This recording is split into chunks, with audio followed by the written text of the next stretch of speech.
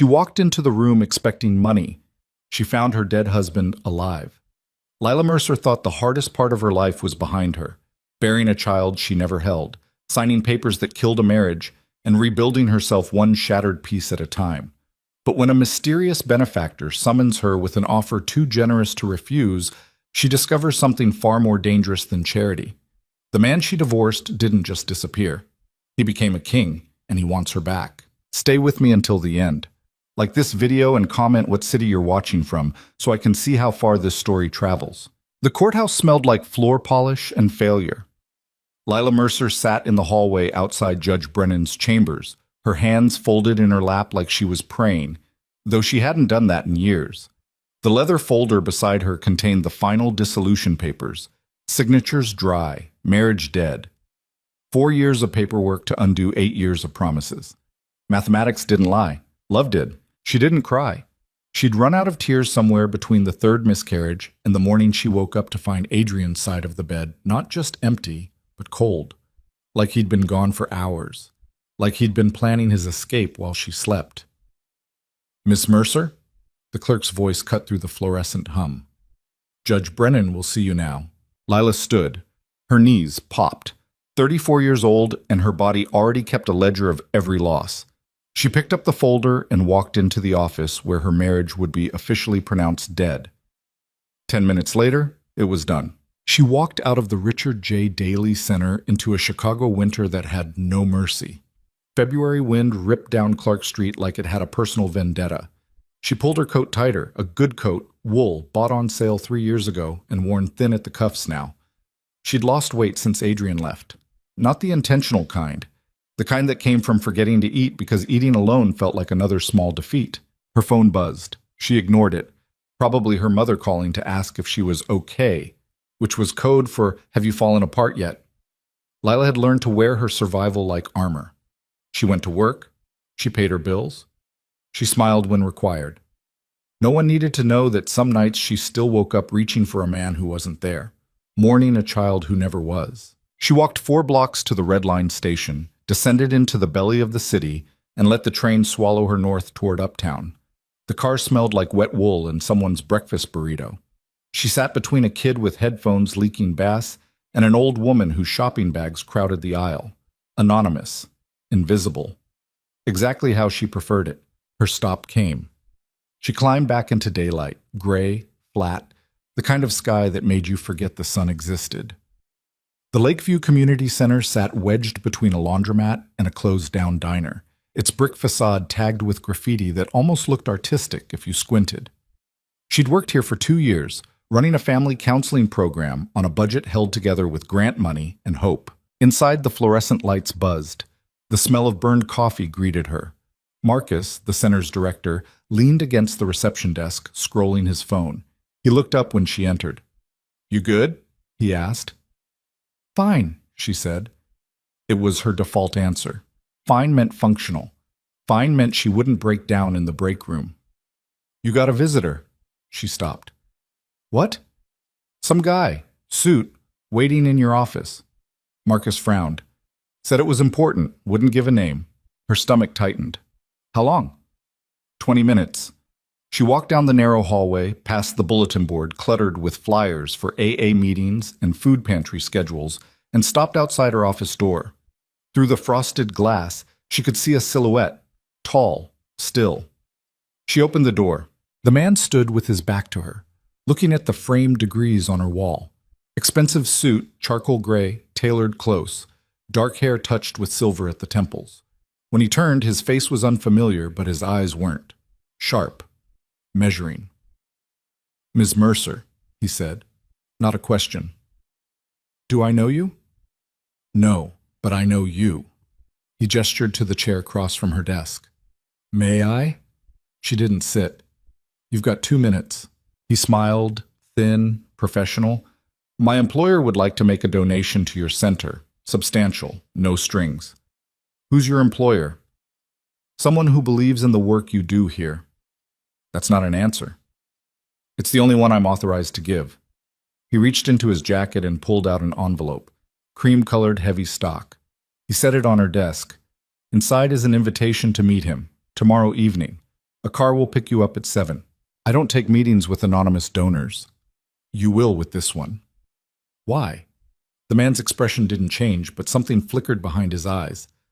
Because he asked for you, specifically, by name. Her pulse kicked. He knew your maiden name was Brennan. He knew you worked here. He knew about your program for families in crisis. The man stepped toward the door, paused. He also knew you finalized your divorce this morning. The air left the room. How? Tomorrow, 7 p.m. He opened the door. Don't be late. He was gone before she could respond. Lila stared at the envelope. Her hands trembled as she picked it up. Inside was a single card, embossed with an address in Gold Coast and a handwritten note in ink so black it looked wet. Lila, I owe you an explanation, and much more. A.V. Adrian Vale. Her maiden name had been Brennan. She'd taken Adrian's name when they married. Adrian Mercer, not Vale. But the handwriting, she'd know it anywhere.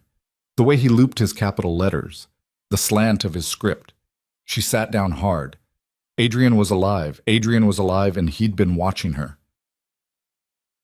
That night, Lila didn't sleep. She sat at her kitchen table in the apartment she'd moved into after the divorce. A studio in Rogers Park with thin walls and a radiator that clanged like a prisoner rattling bars. She stared at the card until the words blurred. Adrian Mercer had been an accountant. Quiet. Methodical. The kind of man who color-coded his files and never missed a mortgage payment. They'd met at a coffee shop near her grad school. He'd been reading a Tom Clancy novel. She'd spilled her latte on his table. He'd smiled and said it was fine, as he'd already memorized the chapter. They married 2 years later in a small ceremony at a courthouse. Ironic, considering where she'd spent her morning. They honeymooned in Wisconsin. They bought a 2-bedroom bungalow in Jefferson Park with a backyard big enough for a swing set. Then the trying started. First miscarriage at 8 weeks, second at 12, third at 6. Each one a small death, each one carving a trench between them they didn't know how to cross. She'd wanted to talk. He'd wanted to move forward. She'd cried. He'd gone silent. The 4th pregnancy stuck. For 16 weeks they allowed themselves to hope. They painted the nursery yellow. They bought a crib. She read books about breastfeeding and sleep schedules. He built a bookshelf. At the anatomy scan, the heartbeat was gone. She delivered their daughter stillborn on a Tuesday in March. They named her Emma. She weighed 1 pound, 4 ounces. Lila held her for 2 hours. Adrian held her for 10 minutes, then left the room and didn't come back. He came home that night, but he was already gone. 3 months later, he moved out. 6 months after that, she filed for divorce. He didn't contest it, didn't show up to a single hearing. His lawyer handled everything. She thought he'd moved to another state, started over, maybe remarried. She never imagined he'd become someone who sent men in tailored suits to deliver cryptic invitations. The car arrived at 6:55. Lila stood on the curb in front of her building, wearing the only dress she owned that still fit, navy, knee-length, a relic from a job interview 2 years ago. The cold bit through her coat. She should have said no. She should have thrown the card away. But she needed to know. The car was black, sleek, the kind that cost more than her annual salary. The driver stepped out, young, clean-cut, earpiece visible. He opened the rear door without speaking. She got in. The interior smelled like leather and something expensive she couldn't name. The seats were heated. Soft jazz played low through hidden speakers. The driver pulled into traffic without a word. They drove south, through neighborhoods that grew progressively wealthier. The buildings got taller. The streets got cleaner. By the time they turned onto Astor Street, Lila's mouth was dry. The car stopped in front of a mansion. Not a house, a mansion. Limestone facade, 3 stories, windows glowing warm against the winter dark. A wrought iron fence enclosed the property. The gate opened as they approached. The driver came around and opened her door. "This way, ma'am." She followed him up the walkway, her heels clicking against stone. The front door opened before they reached it. A woman stood in the entry, older, gray hair pinned back, wearing a dark suit. "Ms. Mercer, he's expecting you." Lila stepped inside. The foyer alone was larger than her apartment. Marble floors. A chandelier that looked like frozen starlight. Artwork on the walls that even she recognized. A Chagall. unless her eyes lied. Follow me. They walked through hallways that turned and opened into rooms she barely registered. A library, a sitting room, something that might have been a ballroom. Finally, they stopped outside a set of double doors. The woman knocked once, then opened them. "Ms. Mercer," she announced, and stepped aside. Lila walked in. The room was a study, floor-to-ceiling bookshelves, a fireplace large enough to stand in, furniture that looked both antique and comfortable. A man stood by the fire, his back to her, hands clasped behind him. He turned. Her breath stopped. It was Adrian. And it wasn't. Same height, same build, though broader now, like he'd spent years in a gym. Same dark hair, though cut sharper. But his face, it had aged in a way that had nothing to do with years. Harder, leaner. A scar traced his left eyebrow, faint but visible. He wore a suit that probably cost more than her car. "Lila." His voice was the same, low, careful. She couldn't speak. He crossed the room slowly, stopping a few feet away, close enough that she could smell his cologne, different from what he used to wear. "Thank you for coming." "Who are you?" Her voice cracked. "Still Adrian, just not Mercer anymore." "Vale." "Yes." "Why?" "Because Mercer died the day I walked out on you." She flinched. He saw it. His jaw tightened. "I didn't bring you here to hurt you." "Then why?" "To give you what I should have given you years ago." He gestured to the chairs by the fire. "Sit, please." She didn't move. "How did you become this?" "This?" She gestured around them. "All of this. You were an accountant." "I still am, just a different kind of accounting." He poured 2 glasses of something amber from a decanter on the side table, offered her one. She didn't take it. He set it down. "After I left, I tried to disappear. New city, new name. Thought I could outrun it." "Run from what?" "Guilt. Grief. Myself." He sipped his drink. "Didn't work. I ended up in Detroit. Broke.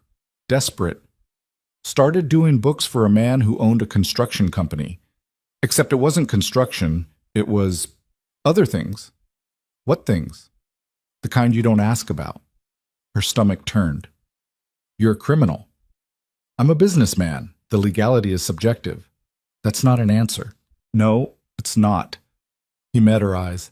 "I married into a family, a powerful one. My wife's father ran an empire. When he died, it passed to her brother. He didn't want it. I did." "Your wife?" "Sophia. She died 3 years ago. Cancer." Lila felt something twist in her chest. Not quite sympathy, not quite vindication. "I'm sorry." "Don't be. It was a marriage of convenience. She knew what I was. I knew what she needed. We were honest with each other. That's more than most people get." "Is that supposed to make me feel better?" "No, it's supposed to make you understand." He set his glass down. "I built something, Lila. Something real. And I've spent the last year trying to figure out what to do with it." "And you thought of me." "I never stopped thinking of you." She turned away. The fire crackled. Heat licked at her skin, but she felt cold. "Why am I here, Adrian?" "Because I want to fund your program. Fully. No budget cuts. No grant applications. You'd have everything you need." She laughed, short, bitter. "That's it? You became a crime lord to write me a check?" "I became a crime lord because I didn't know how else to survive. But yes, that's part of it." "What's the other part?" Silence. She turned back. He was watching her with an intensity that made her skin prickle. "I want you to see who I am now, not who I was." "Why?" "Because I need to know if the man I became is someone you could forgive." The word hung between them like a blade. "Forgive you?" Her voice rose. "You left me alone in a hospital room holding our dead daughter. You didn't come to her memorial. You didn't answer my calls. You filed for divorce through a lawyer and disappeared. And now you want forgiveness?" "No." His voice was quiet. "I want a chance to earn it." "You don't deserve one." "I know." She grabbed her purse. "I'm leaving." "Lila, don't." She headed for the door. "The money's already wired." She stopped. $500,000. In your center's account. Check your email." She spun. I didn't agree. You didn't have to. It's not conditional. He stepped closer. Use it. Don't use it. Give it back. I don't care. But it's there. Because you're doing the work I should have done. Helping people survive what I couldn't. Her hands shook. I don't want your money. It's not about what you want. It's about what those families need. Don't you dare! I'm not trying to manipulate you. I'm trying to do one good thing. His voice cracked. Let me do one good thing. She stared at him. This stranger wearing Adrian's face. This man with scars and expensive suits and blood money. I can't be part of this, she whispered. You're not. You're part of something better. He handed her a card different from yesterday's. Simple. White. A phone number written in his handwriting. If you want to understand, call me. If you don't, throw it away. But the money's yours either way. She took the card, hated herself for it. The car will take you home. She walked out without another word. The email was waiting when she got home. Transaction confirmed. $500,000 deposited into Lakeview Community Center operating account. Donor, A. Vale. She stared at the screen until her eyes burned. Marcus called at midnight. Lila, what the hell did you do? I don't know, she said. The board's losing their minds. Do you know what we can do with this? Yeah. Who is this guy? Someone I used to know. Silence. Then, Lila, is this clean money? She closed her eyes. I don't know. If it's not, I know. He sighed. Get some sleep. We'll talk tomorrow. She hung up. She should have called the police, should have returned the money, should have blocked Adrian's number and never looked back. Instead, she sat on her couch and stared at the white card until the sun came up. 3 days later, she called him. Bots. I need to see it, she said when he answered. See what? What you built. All of it. If you want me to believe you're not just a monster in a nice suit, show me. Pause. When? Now. I'll send a car. No, I'll drive. Text me the address. She hung up before he could respond. 20 minutes later, she was in her car, a 2012 Honda with a cracked windshield and a check engine light she'd been ignoring for 6 months, heading south. The address he sent was in Pilsen. She parked on the street, locked her doors, and walked 2 blocks to a building that looked like it used to be a warehouse. New paint, new windows. A sign, Vale Recovery Center. Adrian was waiting outside. You came, he said. I'm here. That's different. He nodded. Come on. Inside the warehouse had been transformed. Open floor plan, clean, bright. She saw a gym, a kitchen, rows of beds separated by privacy curtains. People moved through the space, some in workout clothes, some in street clothes, all with the same look she recognized from her own clients. Haunted, trying. This is a recovery house, Adrian said. 30 beds, medical staff on site, counseling, job training. We've got 3 more across the city. We? My organization. Your crime family. Yes. She walked through the space. A woman nodded at her. A man doing pull-ups grinned. A kid, couldn't be more than 16, sat in the corner reading a book. How many people have gone through here? Lila asked. 212. 63 are still clean. That's a 30% success rate. Better than the streets.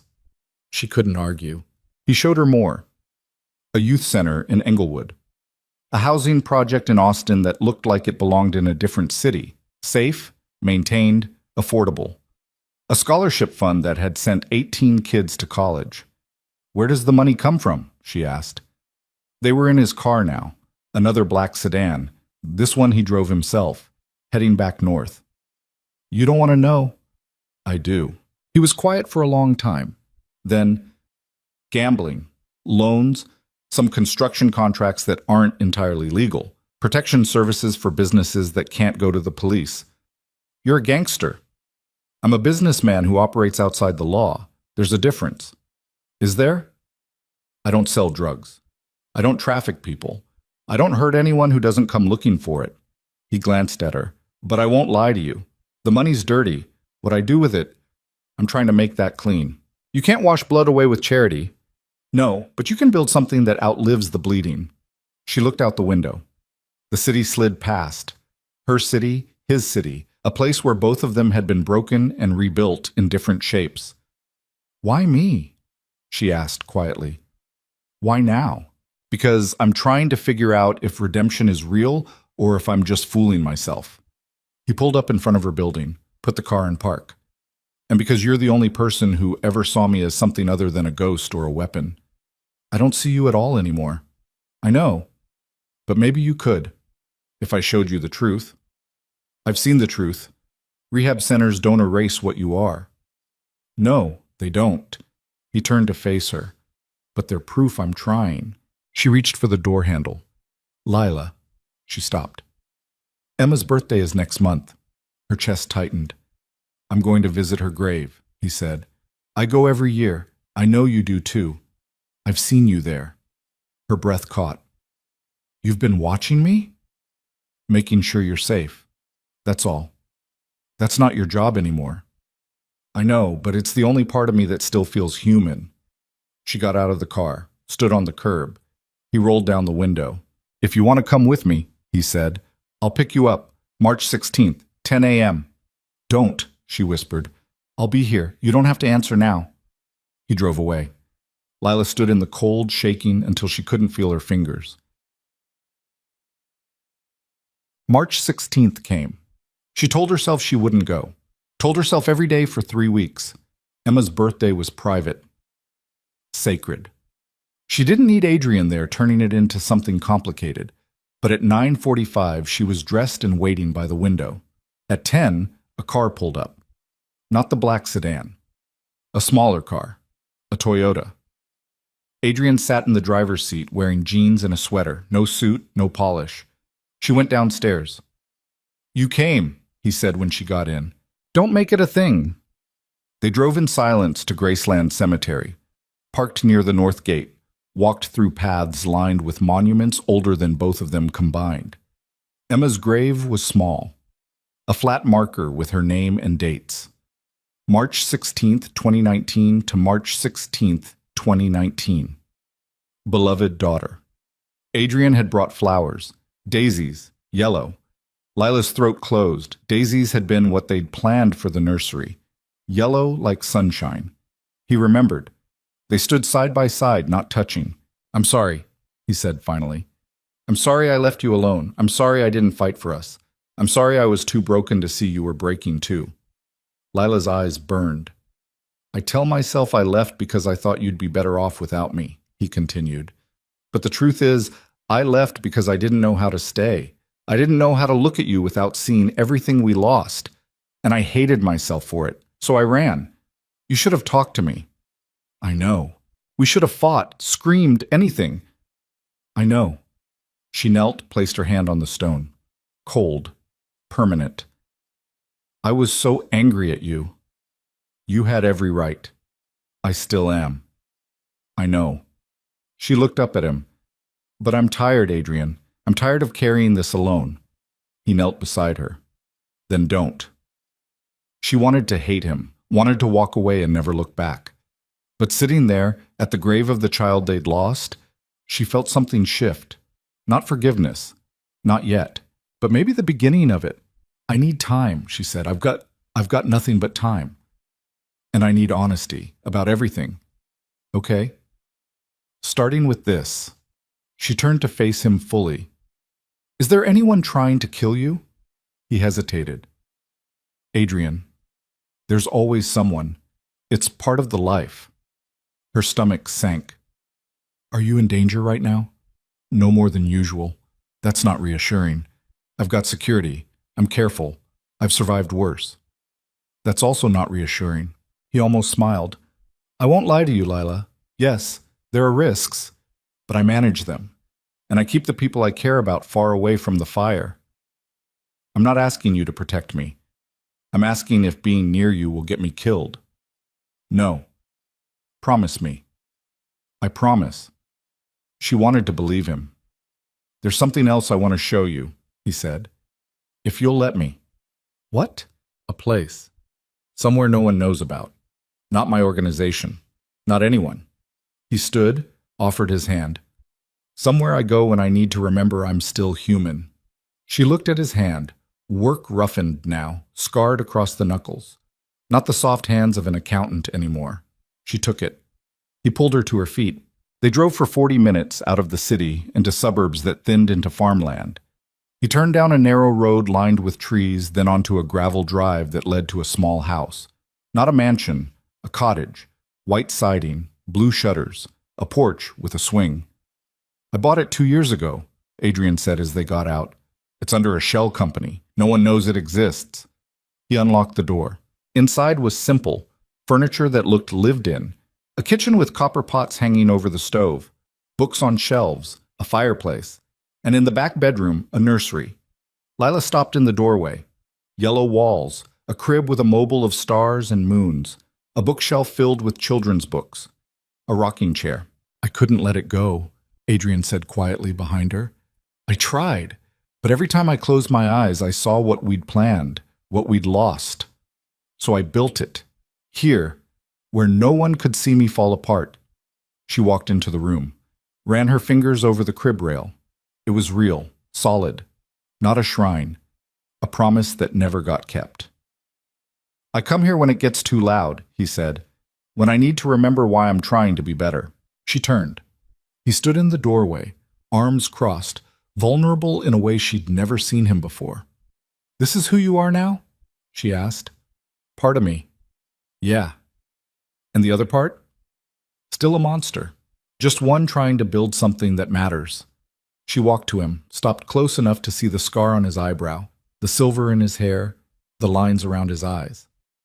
I don't know if I can forgive you, she said. I don't expect you to. But I want to try.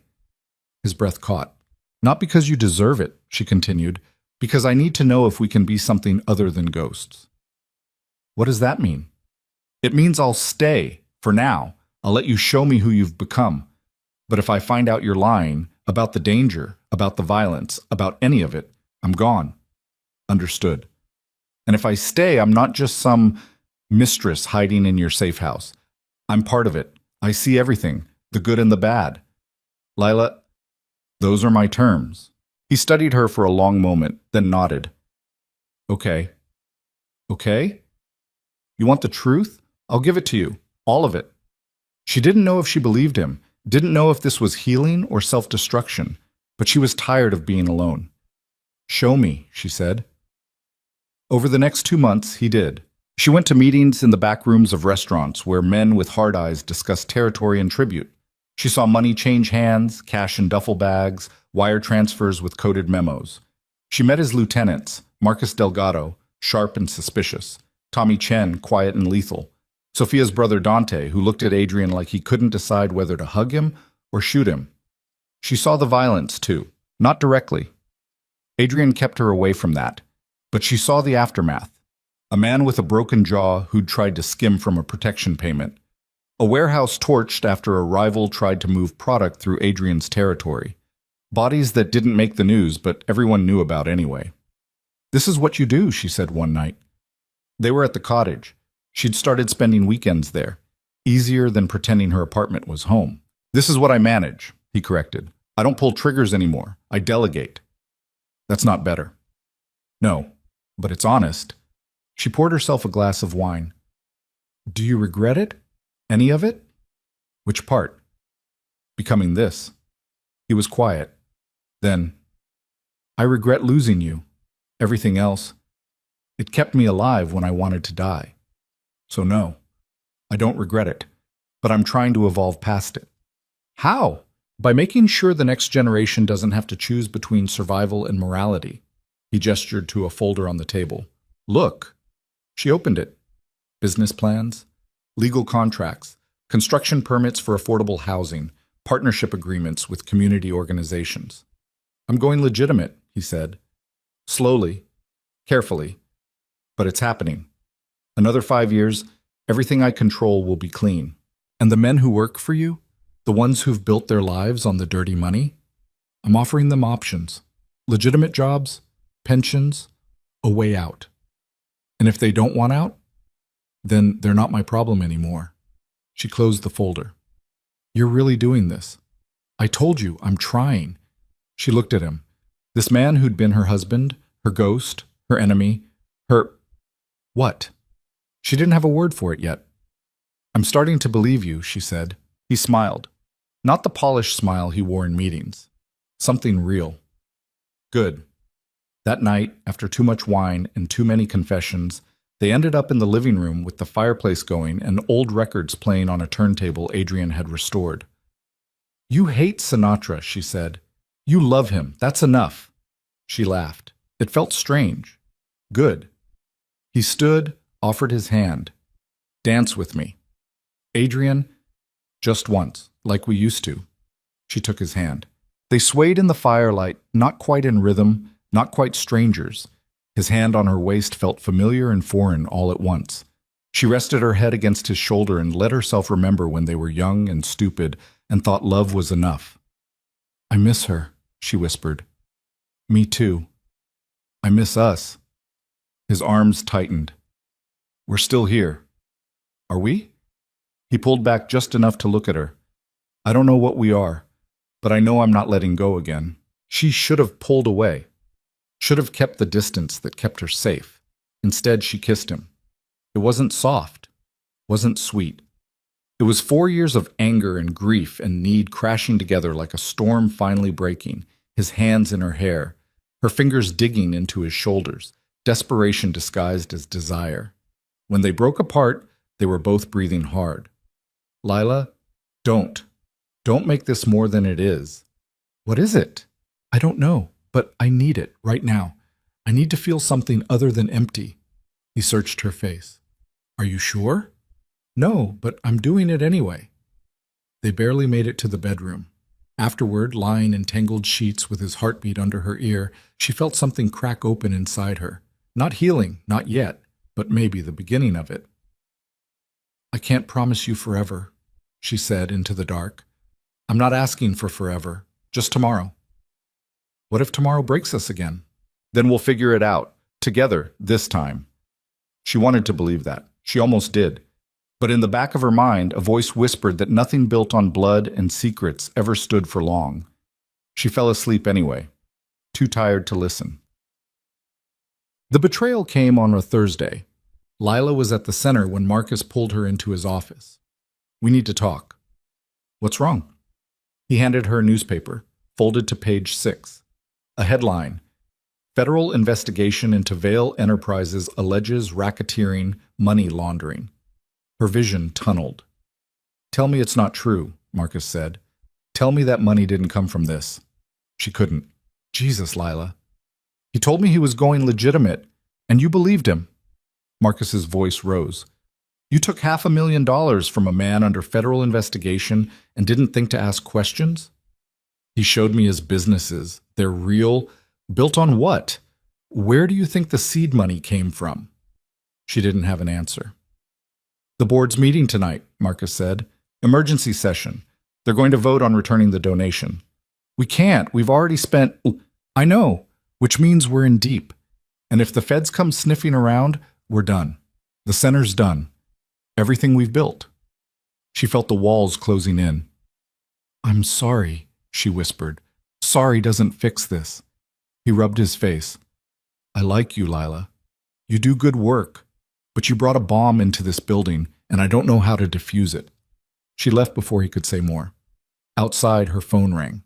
Adrian. She almost didn't answer. Have you seen the news? He asked. Yes. I'm handling it. How? The FBI doesn't just go away because you ask nicely. I've got lawyers, good ones. This is a fishing expedition. They've got nothing solid. They've got enough to investigate. Lila, listen to me. No. You listen. That money you gave me, it might cost me my job, my reputation, everything I've built. I'll fix this. You can't fix this, her voice cracked. You can't just throw money at every problem and make it disappear. Real life doesn't work that way. I know. Do you? Because from where I'm standing, you're still the same man who ran away when things got hard. You just have better suits now. Silence. That's not fair, he said quietly. Fair? You want to talk about fair? She laughed bitterly. I trusted you. Again. And you lied. I didn't lie. You said you were going clean, but you're still dirty enough that the FBI wants your head. That's a lie of omission, and you know it. Lila. She hung up. Her hands shook so hard she dropped the phone. That night, the board voted. 7-3. Return the donation. Cut ties with Avail and any associated entities. Lila abstained. She drove to the cottage. Didn't call ahead. Didn't care if he was there. He was. Get out, she said when he opened the door. Lila, I said get out. This is over. We're over. Whatever the hell this was. Let me explain. Explain what? That you're under federal investigation? That everything you told me about going legitimate was bullshit?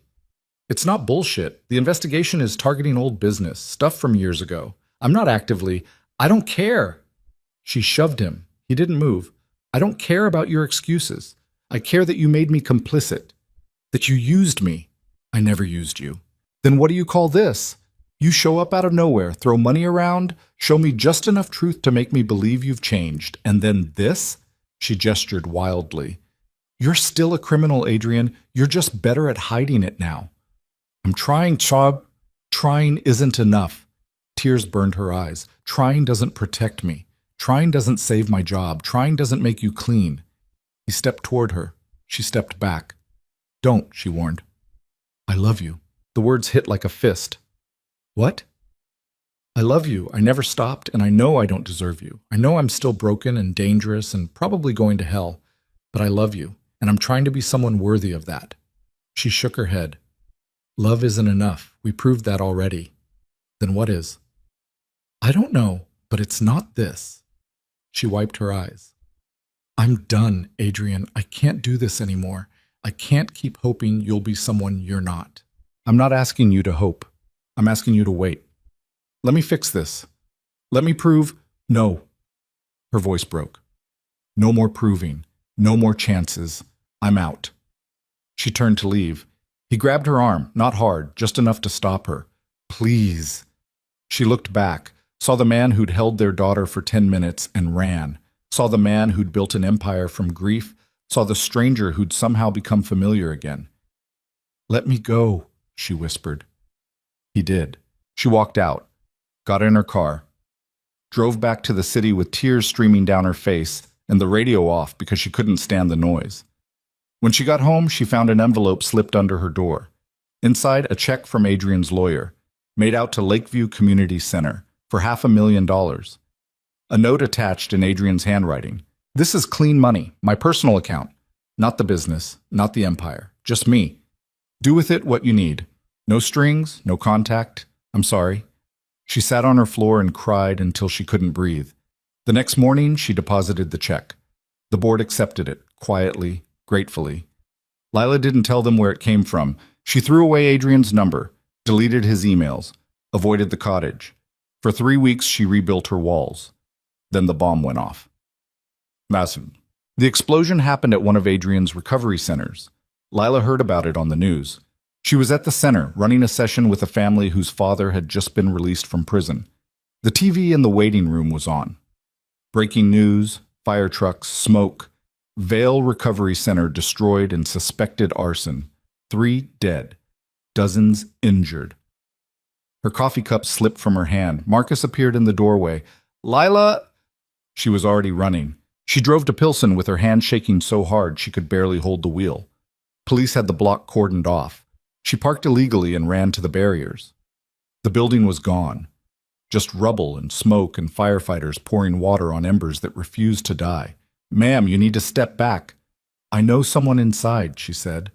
It wasn't quite a lie. Are you family? Yes. The officer's expression softened. Survivors are at Stroger. Check with them. She ran back to her car. Stroger Hospital's ER was chaos. She pushed through, asking anyone in scrubs if they'd seen Adrian Vail. Are you family? A nurse asked. Wife, Lila said. The lie came easy. Waiting room, 3rd floor. She took the stairs 2 at a time. The waiting room was full of men in suits with hard faces and women crying into phones. She recognized Dante, Sophia's brother. He saw her and stood. Is he alive? She asked. Yeah, banged up, but alive. Relief hit like a wave. What happened? Bombing. Pro job. We're still figuring out who. Were you there? No, he was. Visiting clients. If he'd been in his office, he didn't finish. Didn't need to. Can I see him? Dante hesitated. He told me you two were done. We are. But I need to see him. Something in her voice must have convinced him. He nodded. Room 312, but he's sedated, might not wake up for a while. She found the room, pushed the door open. Adrian lay in the hospital bed, bandages wrapped around his ribs, an IV in his arm, bruises blooming across his face, but alive, breathing.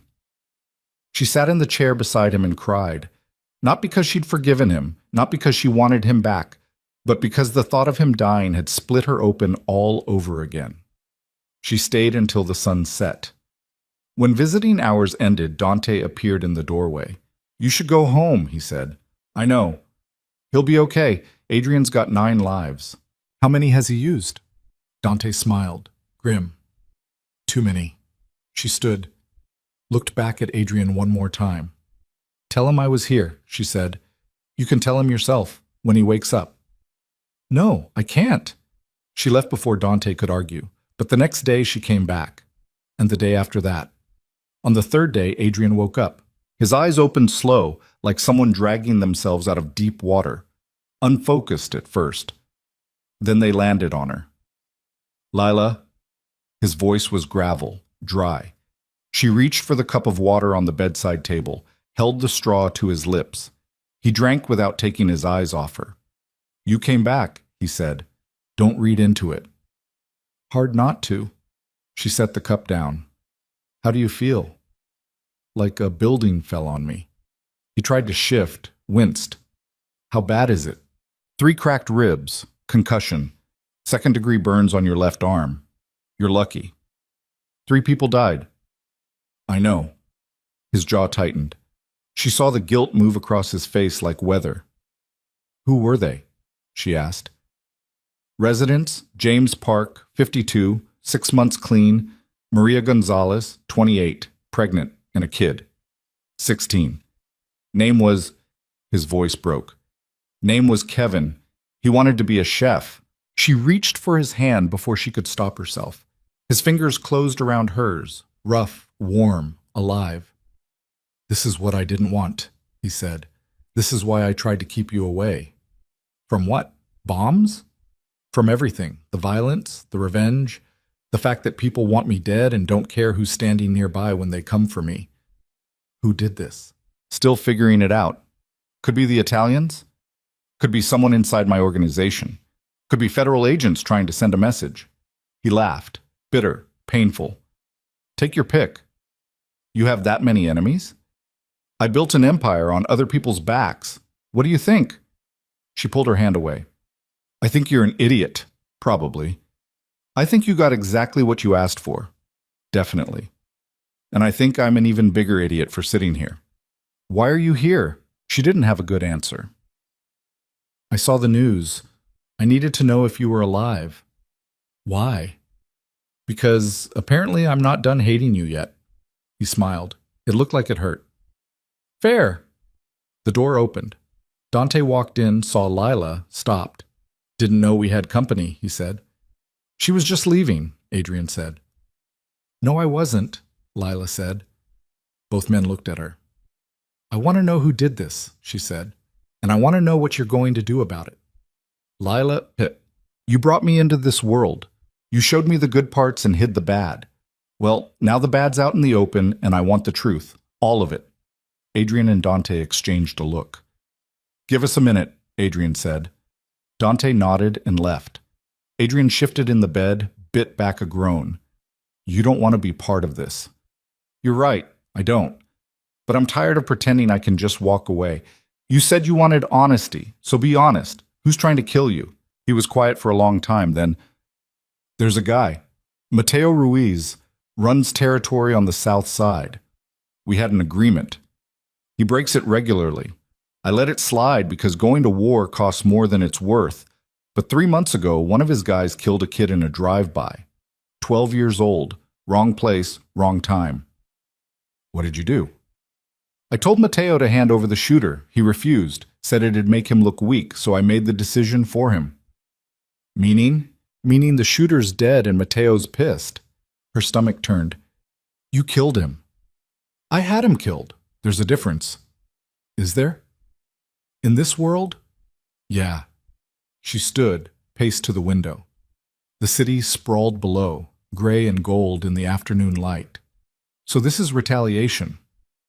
Maybe, or maybe it's someone using Mateo as a scapegoat. In my line of work, everyone's got an angle.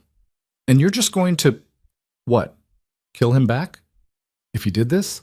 Yes. That's insane. That's the job. She spun to face him. The job?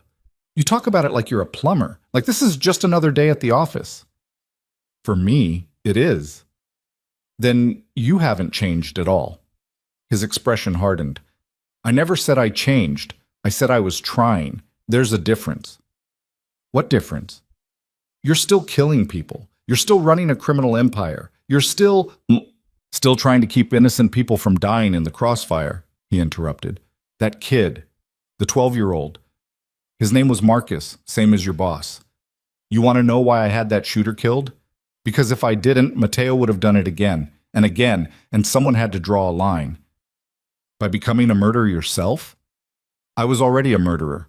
I just chose to aim it at people who deserved it. The words hung between them like smoke. Get out, he said quietly. What? You heard me. Get out. Go back to your safe little world where everything's black and white and nobody has to make ugly choices. Go save families with therapy and good intentions. Leave this to me. Adrian, I mean it, Lila. This is my mess, not yours, and I won't let you get hurt because you decided to play vigilante. I'm not playing anything. I'm trying to understand. There's nothing to understand. I'm a killer. You're a healer. We don't fit. We never did. So stop trying to make this work and walk away while you still can. She stared at him, at this man who'd been her husband, her ghost, her almost something, this stranger with familiar eyes and blood on his hands. You're pushing me away again, she said. Yeah, I am. Why? Because you being here makes me weak, and I can't afford weak right now. The truth of it hit like a slap. She grabbed her purse. Fine, have it your way. Lila? She slammed the door on his voice. In the hallway, Dante was waiting. He's an asshole, Dante said. I noticed. But he's right. You should stay away. Everyone keeps telling me that. Maybe I'm allergic to good advice. Dante almost smiled. He cares about you, more than he'll admit. That's why he's being a dick. Great. Glad his feelings justify his behavior. I didn't say they did, just explaining the logic. She laughed, short, bitter. There's no logic here, just broken people breaking each other. Yeah, that's pretty much the family business. She started toward the elevator. Miss Mercer? She turned. If you really want to help him, convince him to walk away. Sell everything. Disappear. He's got enough money to live 10 lifetimes. But he won't do it. Know why? Why? Because he thinks he deserves to die in this life, like it's penance for what he did to you. The elevator doors opened. She stepped in. Tell him penance doesn't mean anything if he's dead, she said. The doors closed. She made it to her car before she started shaking. Basi. 2 days later, the retaliation began. It started with a fire at one of Mateo's chop shops, then a drive-by at a bar he owned. No one died, but the message was clear. Adrian was awake, and he was coming. Lila watched it unfold on the news like a horror movie she couldn't turn off. She told herself it wasn't her problem, told herself she'd walked away. But she couldn't stop checking her phone, couldn't stop wondering if Adrian was okay. Marcus noticed. You're distracted, he said. They were in his office, reviewing intake forms for new clients. I'm fine. You've been staring at the same page for 10 minutes. She set the file down. Sorry. Is this about the donor, Vale? She didn't answer. Marcus sighed. Lila, whatever's going on with him. There's nothing going on. Then why do you look like you're waiting for a bomb to drop? Because I am. He leaned back in his chair. You want to talk about it? No. You want time off? No. Then what do you want? I want to stop caring about someone who's determined to destroy himself. Yeah, good luck with that. She almost laughed. Her phone buzzed. Unknown number. She almost didn't answer. Hello? Miss Mercer? A woman's voice, professional, clipped. Yes? This is Dr. Patel at Stroger Hospital. I'm calling about Adrian Vale. You're listed as his emergency contact. Her heart stopped. What happened? He left AMA, against medical advice, 4 hours ago. We've been trying to reach him, but his phone's off. Do you know where he might be? No. If you hear from him, please let us know. He shouldn't be mobile. His injuries... I'll call if I hear anything. She hung up. Marcus was watching her. I have to go, she said. Lila, I know. I'm an idiot. Add it to the list. She grabbed her coat and ran. She tried the cottage first. Empty. Then his house in Gold Coast. No answer. She called Dante. Voicemail. Panic climbed her throat. She was about to give up when her phone rang. Adrian. Where the hell are you? She answered. Somewhere safe. You're supposed to be in a hospital. Hospitals are targets. I'm better off moving. You have cracked ribs and a concussion. You're not better off anywhere. Lila, tell me where you are. Why? Because you're an idiot and someone needs to make sure you don't die. Silence. Then, the cottage. I was just there. You weren't... I'm here now. Just got in. She was already in her car. Stay there. Don't move. Don't do anything stupid. Can't promise that. Adrian. He hung up. She made the drive in 30 minutes.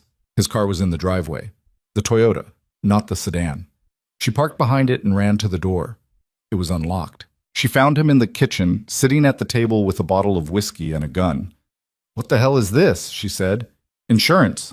Put the gun away. It's not loaded. I don't care. Put it away. He slid it across the table. She grabbed it, checked the chamber. He was right, empty, and set it on the counter. You look like hell, she said. Feel like it too. He did, pale, sweating. The bandages around his ribs were spotted with blood. You're bleeding. It's fine. It's not fine. You need a hospital. I need to end this. And what? The war. Before more people die. She sat across from him. How? I'm meeting Mateo tomorrow night. Neutral ground. We're going to settle this. Settle it how? However it needs to be settled. That's not an answer. It's the only one I've got. She reached across the table, took the whiskey bottle, drank. It burned. You're walking into a trap. Probably. And you're going anyway. Yeah. Why? But because if I don't, this doesn't end. He'll keep hitting my people. I'll keep hitting his. Eventually someone innocent gets caught in the middle again. I won't let that happen. So you're sacrificing yourself. I'm doing what I should have done from the start, facing it head on. She wanted to scream, wanted to shake him, wanted to drag him back to the hospital and chain him to the bed. Instead, she said, I'm coming with you. Absolutely not. You don't get a vote. Lila, you want to walk into a suicide mission? Fine, but you're not doing it alone. This isn't your fight. You made it my fight the day you walked back into my life. He stared at her. Why are you doing this? Because you're right. We're still us, even when we shouldn't be, even when it's stupid and dangerous and probably going to get us both killed. We're still us. His expression cracked. I don't deserve you. No, you don't. But here we are. He reached across the table. She took his hand. If you come, he said quietly, you stay in the car. You don't get out, no matter what happens. Okay. I mean it. I know. And if things go bad, they won't. If they do, you drive away. You don't look back. You don't try to save me. You just go. Adrian, promise me. She looked at him, at the fear in his eyes, the love, the resignation. I promise, she lied. 8. The meeting was set for midnight at a warehouse on the river. Abandoned, neutral, the kind of place where bodies turned up and no one asked questions. Adrian spent the day making arrangements. Lila watched him move through the cottage like a man preparing for his own funeral. Calls to Dante, instructions for his lawyers, letters sealed in envelopes she wasn't allowed to read. "You're acting like you're not coming back," she said. "I might not." "Then don't go." "I have to." "Why?" But, because this is who I am. This is what I built, and I won't let anyone else clean up my mess. She wanted to argue, wanted to beg, but she'd learned long ago that Adrian made decisions like closing doors, final, absolute. At 11, they got in his car. He drove. She sat beside him, hands folded in her lap to keep them from shaking. "You're scared," he said. "Terrified." "Good. Fear keeps you sharp." "I don't want to be sharp. I want to be home." "Then why are you here?" "Because you're an idiot, and I love you." The words were out before she could stop them. Adrian's hands tightened on the wheel. "Say that again," he said. "No?" "Lila, I'm angry at myself for saying it the first time. I'm not repeating it. You love me." "Apparently my self-preservation instincts are broken." He almost smiled. "Mine too." They drove in silence through streets that grew darker, emptier. The river appeared like a black ribbon cutting through the city. Adrian turned down a service road, followed it to a chain-link fence with a gate hanging open. The warehouse loomed ahead, concrete, windows like dead eyes. 3 cars were already there. "That's more than we agreed on," Adrian said. Is that bad?" "It's not good." He parked 50 yards back, engine running. "Stay here," he said. "Adrian, I mean it. Door locked, engine on. If shooting starts, you drive. Understand?" She nodded. He leaned over, kissed her. Hard, desperate, like a man drowning. "I love you too," he said against her mouth. "I never stopped." Then he got out. She watched him walk toward the warehouse, alone, unarmed, or at least visibly unarmed. She knew he had a gun tucked at his back, knew he had a knife strapped to his ankle, knew it probably wouldn't be enough. 4 men emerged from the warehouse. She recognized Matteo from photos Adrian had shown her, short, broad, a scar running from his eye to his jaw. The others were muscle, big, armed. Adrian stopped 10 feet away. They talked. She couldn't hear the words, but she could see the body language. Tense, aggressive. Matteo gestured. Adrian shook his head. Then Matteo pulled a gun. Lila's heart stopped. Adrian raised his hands, slowly. Matteo was yelling now. The other men closed in. She should drive away, should keep her promise. Instead, she opened the door. The sound carried in the cold air. Matteo's head snapped toward her. Adrian turned. "Lila, no." "Who's this?" Matteo called. "You bring your bitch to a negotiation?" "She's not part of this," Adrian said. "Let her go." "Let her go?" Matteo laughed. "You think you give orders here. This is between us." "Was. Now it's bigger." Matteo gestured. 2 of his men started toward Lila. Adrian moved. Fast. He grabbed the nearest man's gun arm, twisted, brought his elbow down hard, bone cracked. The man screamed. Chaos erupted. Gunfire. Muzzle flashes. Lila dove behind the car as bullets punched through metal. She heard Adrian shout, heard bodies hitting ground. Then silence. She peered over the hood. Adrian was on his knees, hands behind his head. Blood ran down his face. Matteo stood over him, gun pressed to his skull. "Get up," Matteo said to Lila. "Now, or I paint the ground with his brains." She stood, hands raised. "Walk over here. Slow." She did. Each step felt like walking underwater. When she reached them, Matteo grabbed her arm, yanked her close. The gun moved from Adrian's head to hers. "This is better," Matteo said. "Now you get to watch her die before I kill you." "Please," Adrian's voice broke.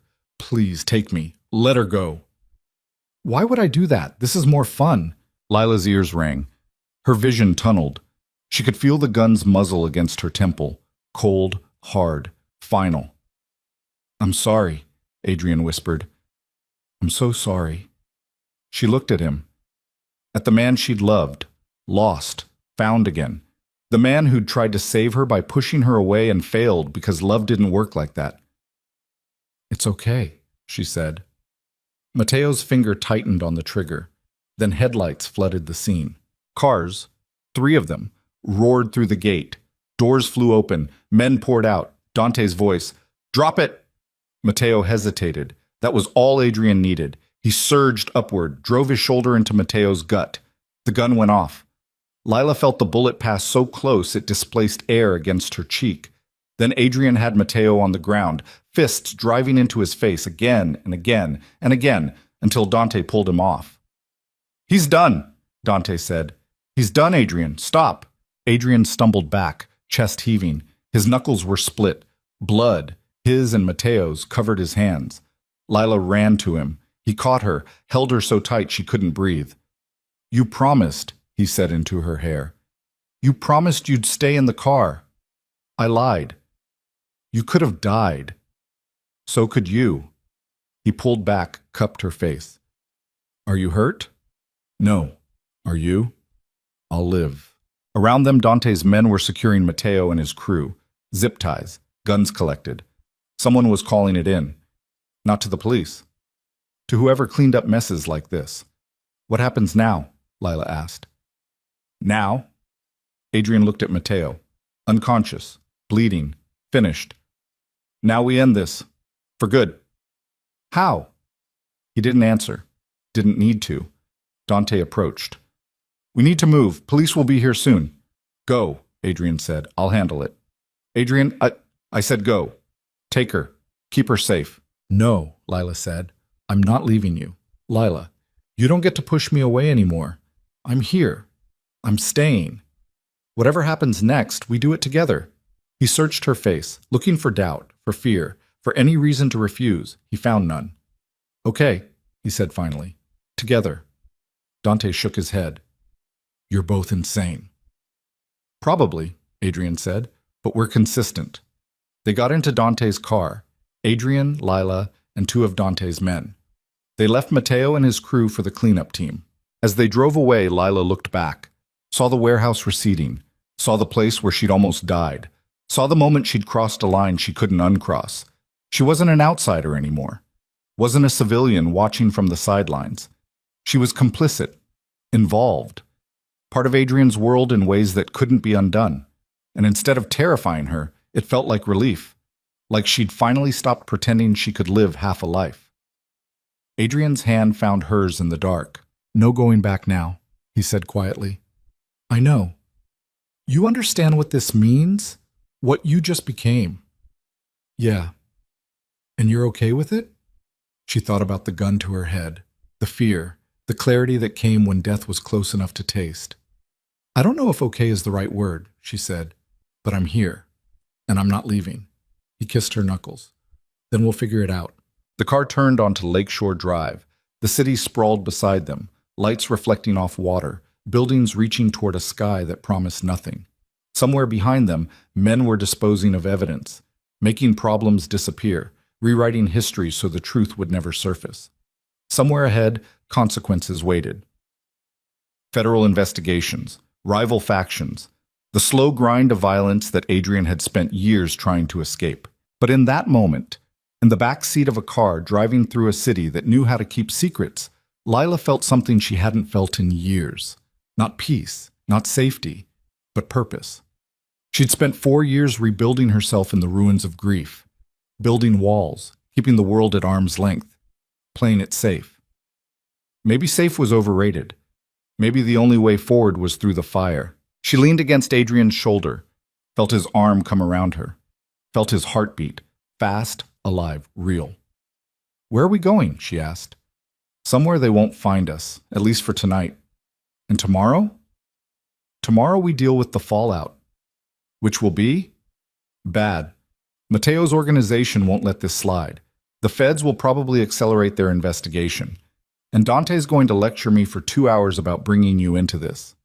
Sounds fun. It's not. But we'll survive it. You sure about that?" He was quiet. Then, "No. But I'm sure about you, and that's enough." The car stopped at a building she didn't recognize. High-rise, expensive, security in the lobby.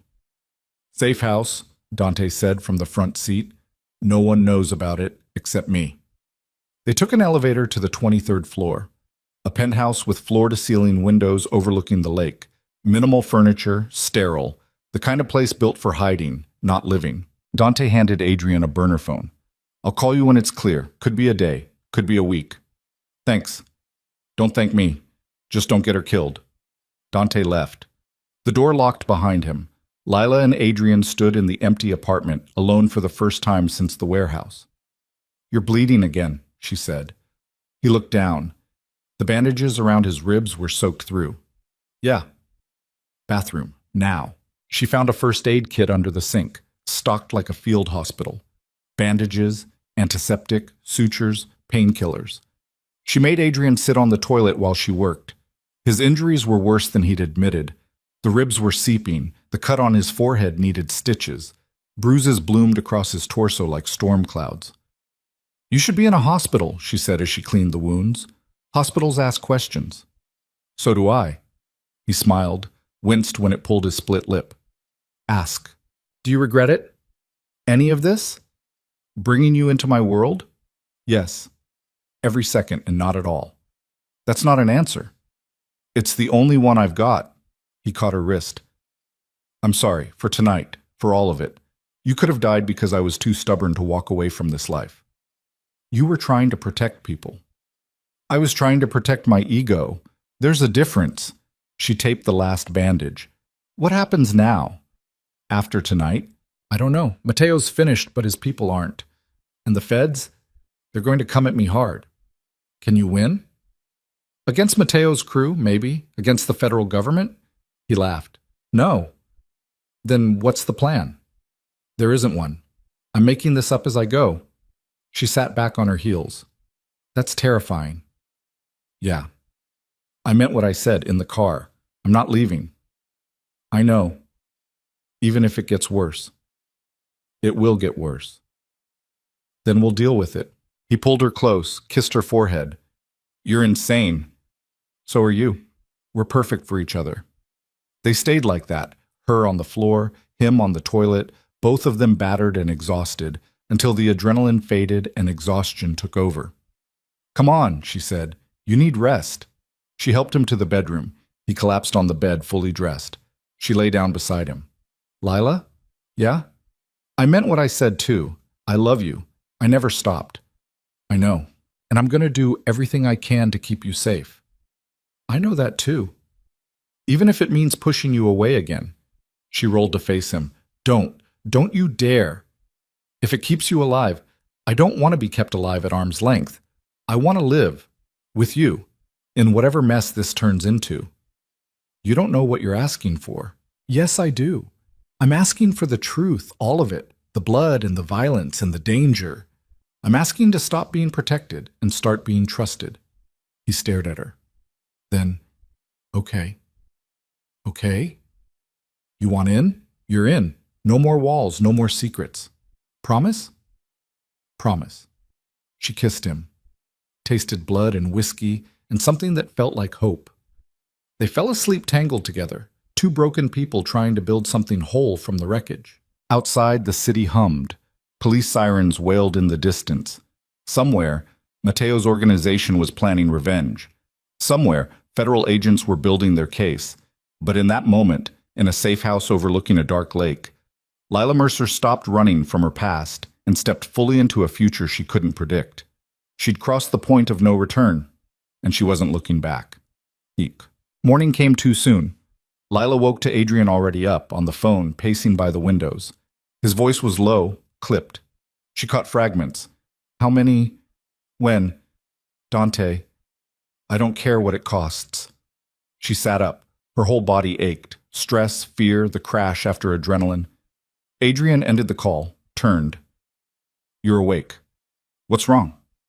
Mateo's second-in-command hit 3 of our locations overnight, burned one, shot up another. The third, they took hostages. Her blood went cold. Hostages? Staff at one of the recovery centers. 5 people. They're demanding I surrender control of my territory and turn myself over to them. You can't. I won't. But I need to get them out. How? Working on it. He came to the bed, sat beside her. I need you to stay here. Adrian, please, just for today, let me handle this. Then we'll figure out next steps. She wanted to argue. wanted to insist on coming with him, but the exhaustion in his eyes stopped her. "Okay," she said, "but you call me. Every hour, or I'm coming to find you. Deal." He kissed her, quick, hard, and left. She spent the day pacing. The apartment felt like a cage. She tried to watch TV, tried to read, tried to sleep. Nothing worked. Adrian called every hour, like promised. Each time his voice was tighter, more strained. On the 5th call, he said, "I'm going in." "Going in where?"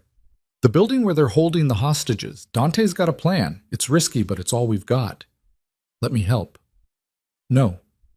"Adrian, I can't lose you. Not again. Not like this." His voice cracked. "Please, Lila, stay there. Stay safe. Let me do this.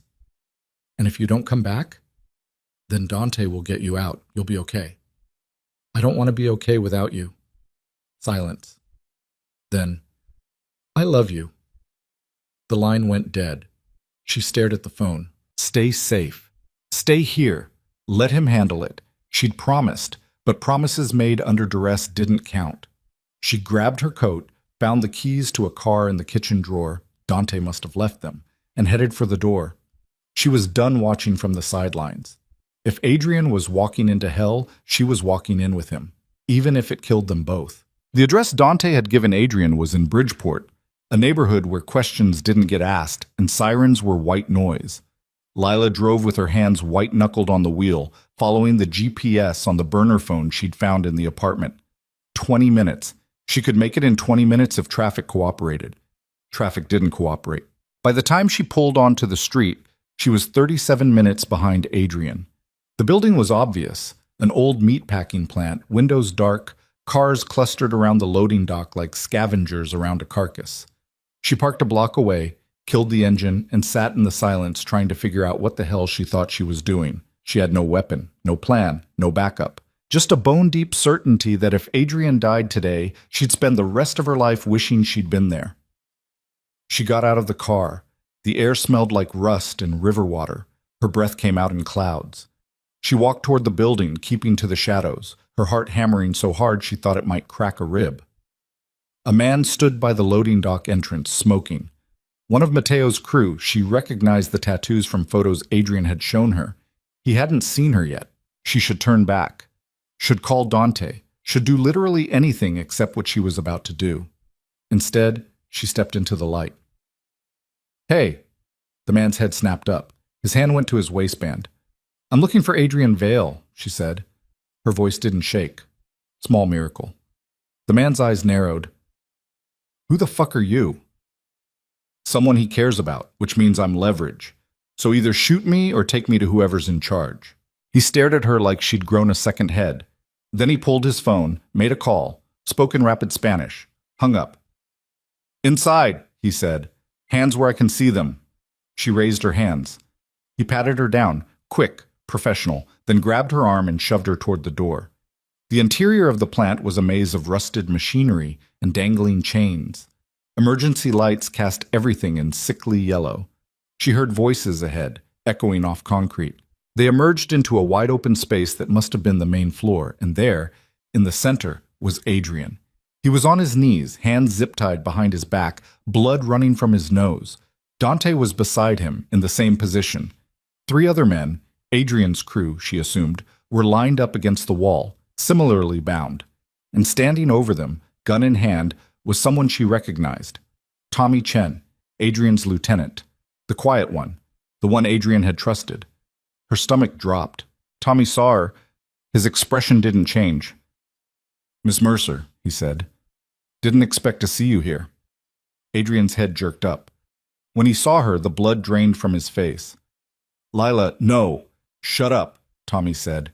He gestured to the man who'd brought her in. "Tie her up. Put her with the others." "Wait," Lila said. "What's happening? Tommy, what?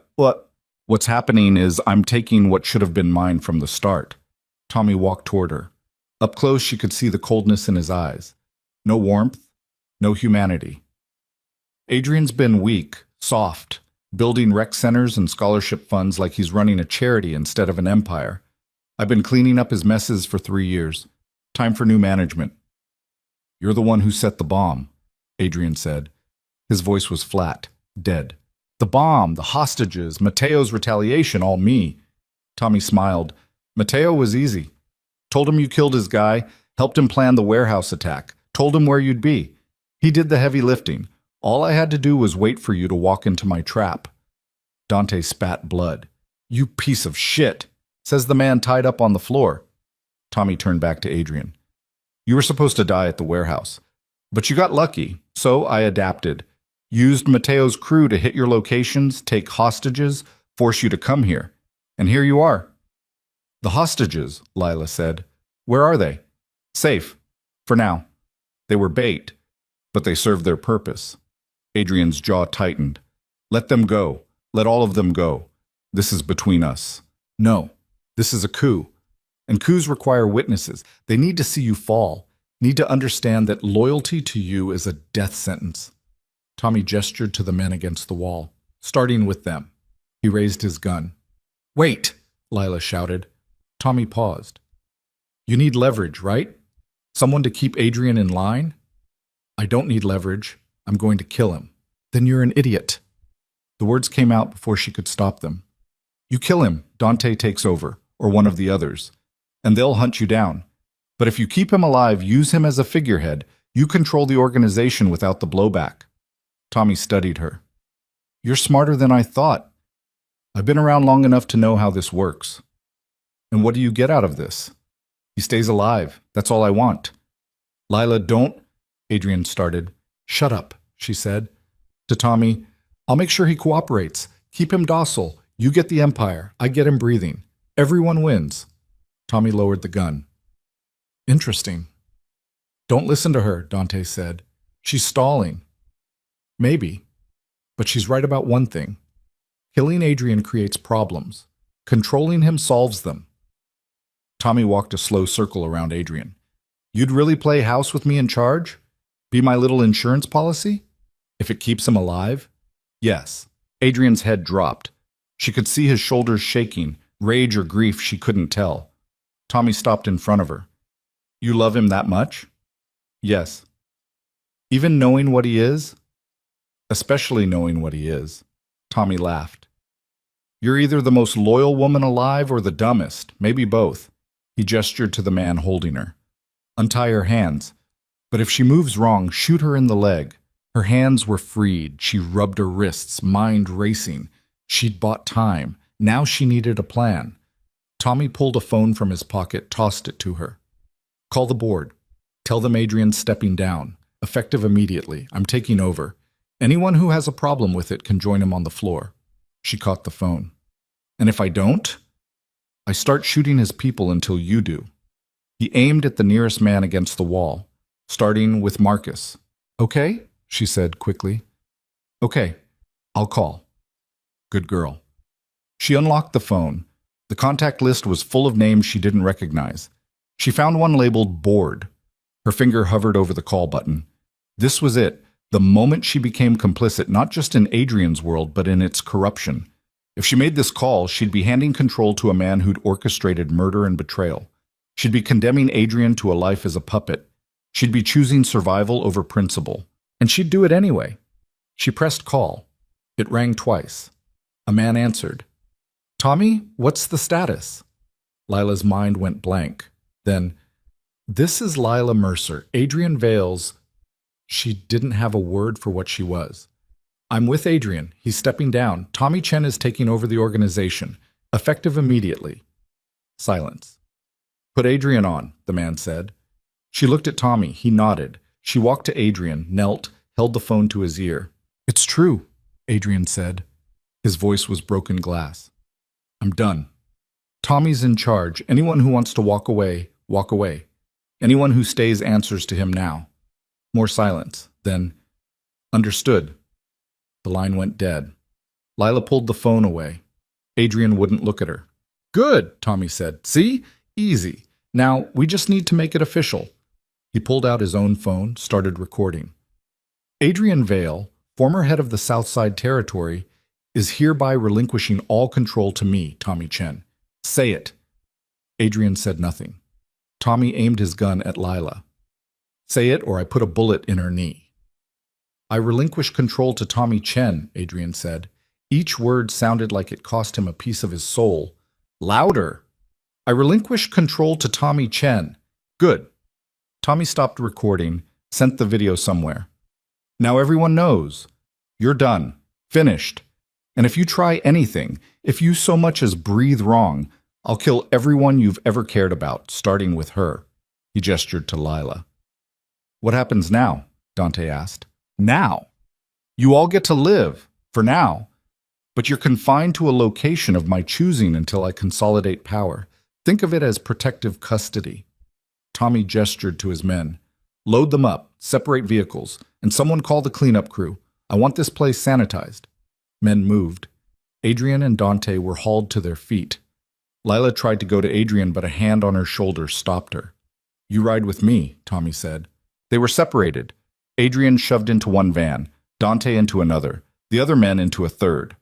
Lila was pushed into a black SUV with Tommy and two armed guards. As they drove away from the meatpacking plant, Lila watched the building recede in the side mirror. Somewhere inside, the hostages were still waiting. Or maybe they were already dead, and this had all been for nothing.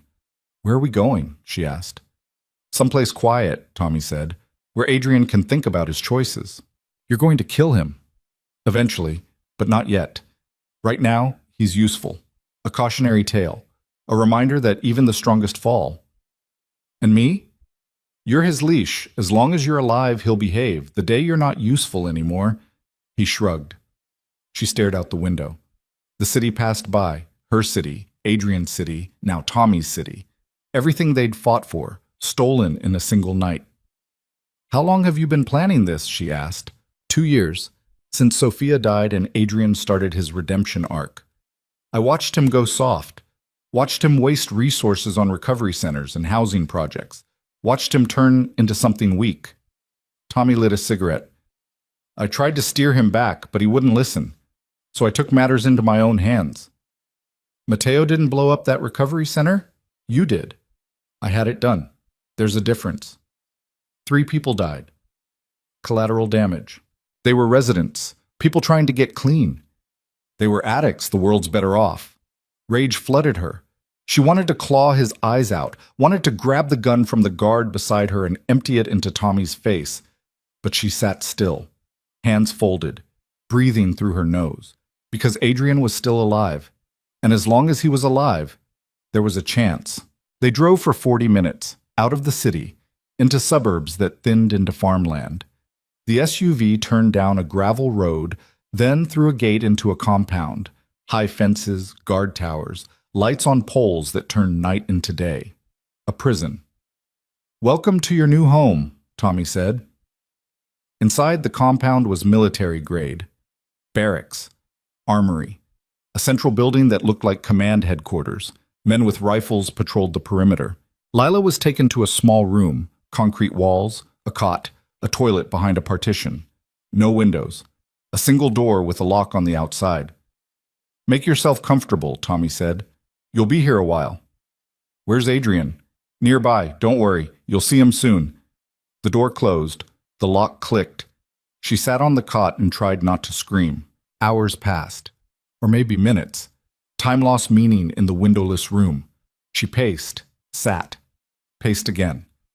Her mind ran in circles, chasing solutions that didn't exist. Finally, the door opened. A guard stepped in.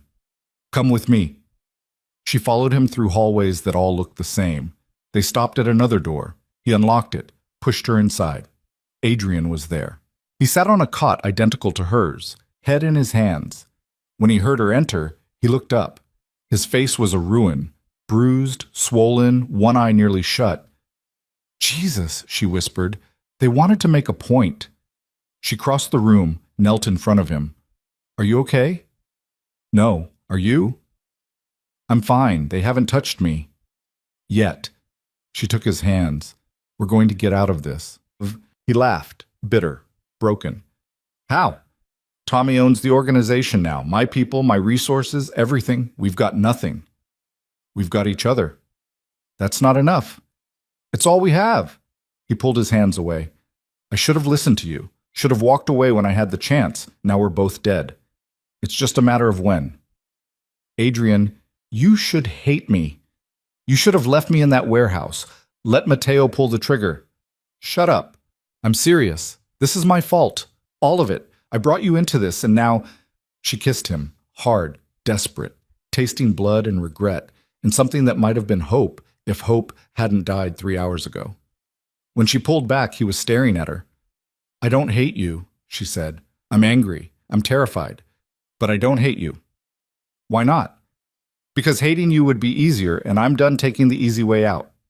The door opened. The guard stepped in. Time's up. Wait, Adrian said. Please. Just a few more minutes. Boss says now. Lila was pulled to her feet. Adrian stood, tried to follow. The guard shoved him back. Adrian, I'll fix this, he said. I swear. I'll find a way. The door closed between them. She was taken back to her cell. The door locked. She sat on the cot and stared at the wall until her eyes burned. Then she heard it. Footsteps. Multiple sets. Coming closer. The door opened. Tommy stepped in, flanked by 2 guards. Get up, he said. Why? Because I want to show you something. She stood, followed him through the compound to a room with monitors covering one wall. Security feeds. She saw Adrian's cell, Dante's. The other men, each in their own room. Welcome to your new reality, Tommy said. Every move you make, I see. Every word you speak, I hear. There's no privacy, no escape, no hope. What do you want from me? I want you to understand the stakes. He pointed to one of the monitors. Adrian, sitting on his cot, head in his hands. He's broken. But he'll heal, and when he does, he'll try something stupid. That's when you step in. Step in how? You convince him to accept his new role, to stop fighting, to be the puppet I need him to be. Tommy turned to face her. Because if he doesn't, people die. Starting with the hostages. You said they were safe. They are. For now. But I've got them in a warehouse on the east side. One phone call and they burn. All 5 of them. And it'll be Adrian's fault. You want that on his conscience? Her hands shook. You're a monster. I'm a businessman. Monsters don't plan this well. He gestured to the screens. You've got 24 hours to convince him. After that, I start killing hostages, 1 every 6 hours until he falls in line. Clock's ticking. He left. She stood in the surveillance room, staring at the screens, and felt something inside her crack. This was it. The end game. Tommy had won. Adrian was caged. The hostages were leverage. And she was the key to making Adrian surrender completely. She could do it. She could go to his cell, tell him to give up, save the hostages, save himself, and watch him die inside. Or she could refuse. Let Tommy kill the hostages. Let Adrian live with that guilt, and hope they found another way. There was no good choice. No right answer, just consequences in every direction. She walked back to her cell in a daze. The guard locked her in. She sat on the cot and stared at nothing. Hours passed. Then the door opened again. This time, it wasn't Tommy. It was Dante. He stepped inside, closed the door quietly. His face was a mess, split lip, black eye, but his eyes were sharp. We've got maybe 2 minutes before they realize I'm not in my cell, he said. Guard owed me a favor. Paid it off tonight. Listen, Tommy's planning to kill Adrian tomorrow night. Public execution. Make an example. Her blood turned to ice. He said 24 hours. He lied. The hostages are already dead. He killed them this morning. Everything he's telling you is bullshit designed to keep Adrian compliant until he doesn't need him anymore. How do you know? I've still got people on the inside. They're feeding me intel. Tommy thinks he's got everyone, but he's wrong. There are loyalists, and they're ready to move. Move how? Coup. Counter-coup. Whatever you want to call it. We hit him tomorrow before he can execute Adrian. But we need Adrian's cooperation. He's given up. You need to ungive up him. How am I supposed to do that? I don't know. You're the one he loves. Figure it out. Dante handed her something small and hard. A key. This opens his cell. Use it after lights out. You'll have 10 minutes before the patrol comes back around. And then what? Then you remind him who the fuck he is. Because right now he's acting like a corpse. And we need a fighter. Footsteps in the hallway. Dante's head snapped toward the door. Go, she whispered. He slipped out. The door closed. She heard his voice in the hallway, casual, saying something about needing the bathroom. The guard's response, laughter, then silence. She looked at the key in her palm, small, silver. A lifeline or a noose, depending on how this played out. The lights went out at 10. She waited, counted to 600, then used the key. The lock clicked open like a gunshot in the quiet. She slipped into the hallway, bare feet silent on concrete. Adrian's cell was 3 doors down. She unlocked it, stepped inside. He was awake, sitting against the wall. Lila? How? Dante. She closed the door, locked it from the inside. We don't have much time. What's happening? Tommy's going to kill you tomorrow. The hostages are already dead. Everything he's told us is a lie. Adrian's face went pale. The hostages? Dead. This morning. We can mourn them later. Right now I need you to listen. She knelt in front of him. Dante's people are planning a move, a counter coup. But they need you. Not the broken version. The real you. I don't know if there's anything real left. Bullshit. You think Tommy broke you? He didn't. You're still here, still breathing, still dangerous. I handed him everything. Under duress, that doesn't count. I gave up. I let him win. You bought us time. Now we use it. She grabbed his face, forced him to look at her. I didn't walk into hell for you to quit on me. I didn't put a gun to my head for you to roll over and die. So stop feeling sorry for yourself and start figuring out how to take your life back. He stared at her. Something flickered behind his eyes. Anger, or maybe hope. How? He asked. You're Adrian fucking Vale. You built an empire from nothing. You survived losing everything and came back stronger. This is just another Tuesday for you. This is different. Tommy's got leverage, had leverage. The hostages are dead. There's nothing left to hold over you. He's got you. So protect me by winning, not by surrendering. Adrian was quiet. Then, if we do this, if we fight back, people will die. People are already dying. At least this way we choose who. That's not comforting. It's not supposed to be. It's supposed to be true. He stood, paced the small cell. She could see him thinking, recalculating, becoming something other than the broken man Tommy had created. What's the plan? He asked finally. I don't know. Dante said his people are ready to move, but they need a signal from you. A signal saying what? That you're still in this, that you haven't given up. How do I send that? She thought. Then, Tommy's watching us, right now, on those cameras. He's waiting for you to break completely. So don't. Tomorrow, when he comes for you, don't beg, don't plead. Make him understand that taking you down took his best shot, and you're still standing. That's suicide. No, that's strategy. You show strength. His people start questioning. They start wondering if they backed the wrong horse. Doubt spreads. And when doubt spreads, empires fall.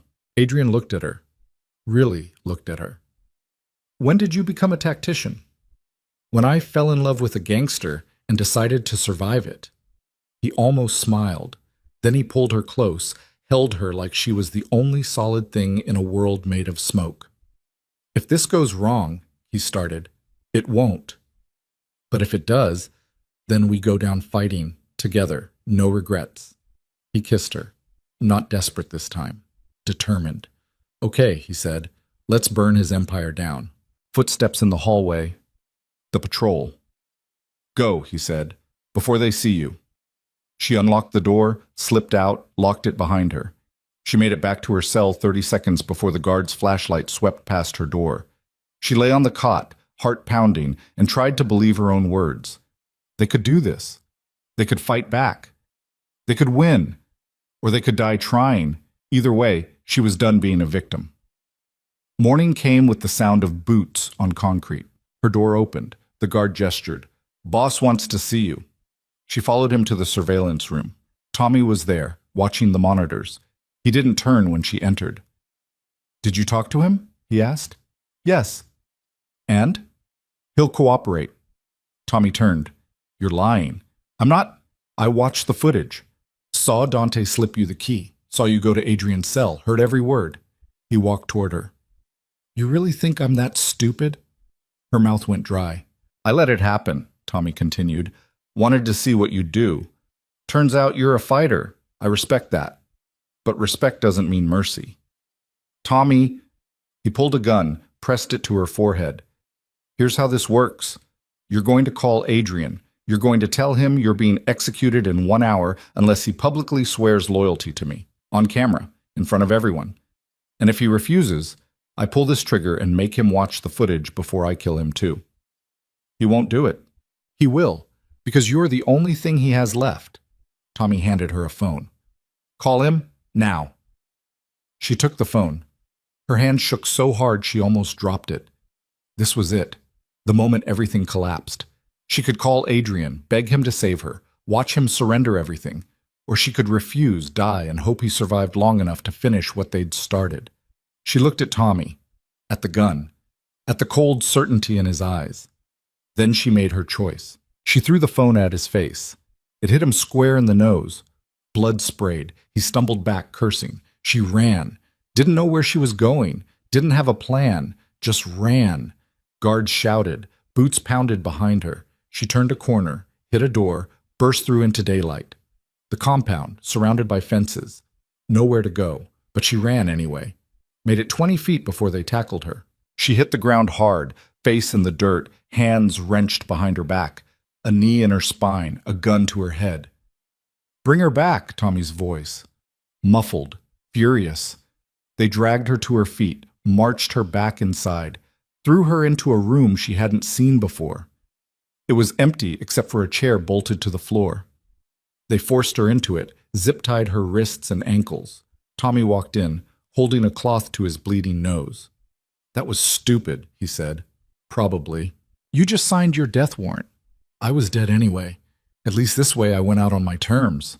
He laughed. You've got guts. Shame I have to waste them. He pulled his gun. The door burst open. Gunfire, screaming, blood. Tommy went down, hole in his chest. The guards beside him dropped. Dante stood in the doorway, rifle in hand, smoke curling from the barrel. You're late, Lila said. Traffic was a bitch. He cut her zip ties. Can you walk? I can run. Good. We need to move. Tommy's men are regrouping. They ran, through hallways erupting in violence, men fighting men, gunfire echoing off concrete. Dante led her through the chaos, rifle up, clearing corners. They reached the armory. Dante handed her a gun. You know how to use this? Point and shoot? Close enough. Stay behind me. They pushed through. Outside the compound was a war zone. Loyalists fighting Tommy's crew, bodies on the ground, fire spreading from one of the barracks. Where's Adrian? Lila shouted over the noise.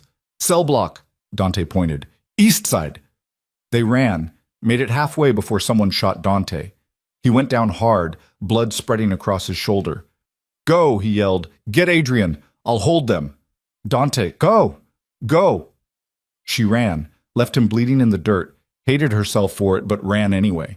The cell block was locked. She shot the lock, kicked the door open. Adrian's cell. She fumbled with the key, got it open. He was standing, ready. Lila, we're leaving, now. Dante is holding them off. Come on! They ran together, out of the cell block, across the compound. Bullets cracked past them. Someone screamed. Something exploded. Adrian grabbed a rifle from a dead guard, started returning fire. They fought their way to the gate. It was open, hanging off its hinges. Beyond it, vehicles. Dante's crew, pulling up in vans and trucks. Get in, someone shouted. They ran, dove into the back of a van. It peeled out before the door was even closed. Lila looked back, saw the compound burning, saw men running, saw Dante being dragged to his feet by 2 loyalists, blood-soaked but alive. They made it. Somehow, impossibly, they made it. The van drove for an hour before stopping. They were in an industrial area, empty warehouses and broken streetlights. Adrian helped Lila out. She was shaking, adrenaline crashing. He held her while she fell apart. It's over, he said. We're safe. Tommy, dead. Dante got him. Your organization. We'll figure it out. He pulled back, looked at her. You saved my life. Again. You saved mine first. That's not how I remember it. She laughed, or maybe cried. Hard to tell. Around them, men were regrouping, taking stock. Someone mentioned casualties. Someone else mentioned rebuilding. But Lila didn't care about any of that. She just held on to Adrian and let herself breathe. They'd survived, barely, bloodied, broken, but alive. And sometimes that was enough. The safe house was a gutted factory in Gary, Indiana, 40 minutes from Chicago, but a world away from the empire Adrian used to control. Broken windows, graffiti on walls, the kind of place where homeless people slept and cops didn't bother to patrol. Perfect for regrouping after a war. Lila sat on a metal crate, watching Adrian pace. He'd been at it for 20 minutes, phone pressed to his ear, barking orders to what remained of his organization. His voice was hoarse. His hands shook when he thought no one was looking. Dante sat against the wall, shoulder bandaged, face gray from blood loss. Someone had stitched him up, but he needed a hospital. He wouldn't go. Said hospitals meant questions and questions meant feds. 7 men stood around the space, all that was left of Adrian's inner circle. The rest were dead, captured, or had switched sides when Tommy made his move. 7 men to rebuild an empire. The math didn't work. Adrian ended his call, turned to face the group. "Status," he said. One of the men, Carlos, thick accent, scar across his throat, spoke first. "Tommy's dead, but his people aren't. They've seized 4 of our territories. The Italians are moving in on the south side. The Russians are making noise about the docks. Everyone thinks we're finished." "We are finished," another man said. Mickey, young, scared.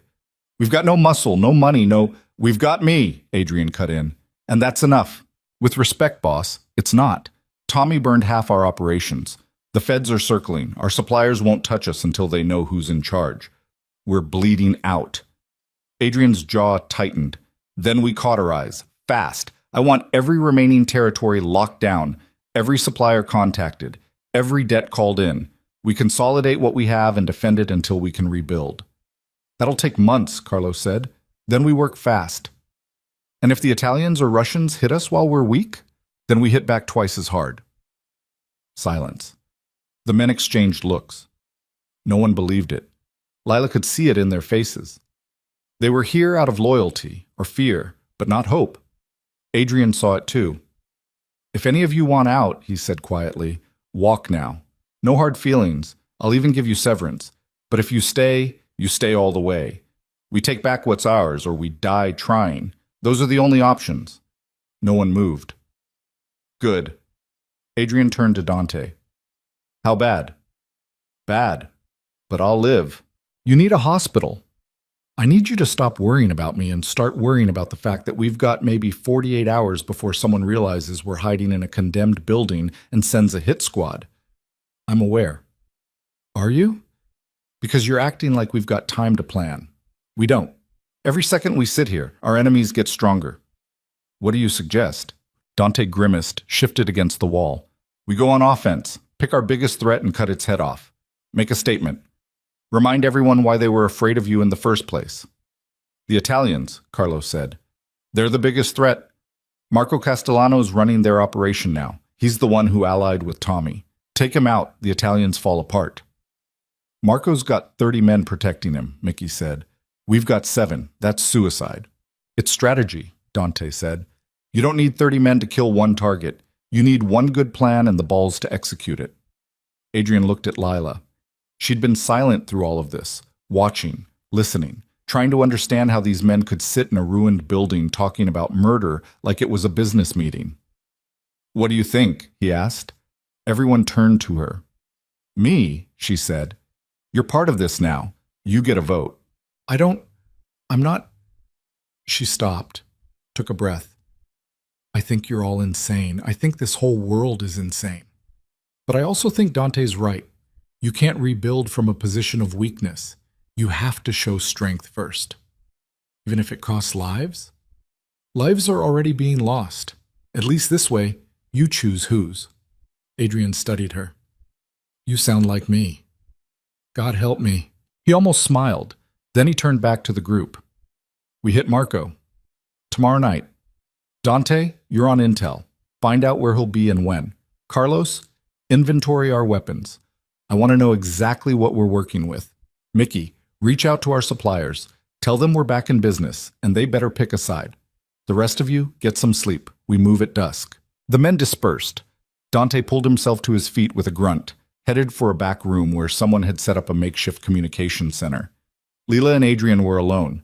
She stood, walked to where he leaned against a rusted support beam. "You're really doing this," she said. "Yeah." "Killing Marco Castellano." "Yeah." "And if it goes wrong? Then we're dead and this conversation becomes irrelevant." "That's not funny. It's not meant to be." He reached for her hand. "I need you to stay here tomorrow. When we go after Marco, I need you safe." "No. Lila, I didn't survive Tommy just to sit on the sidelines while you walk into another war. If you're doing this, I'm there.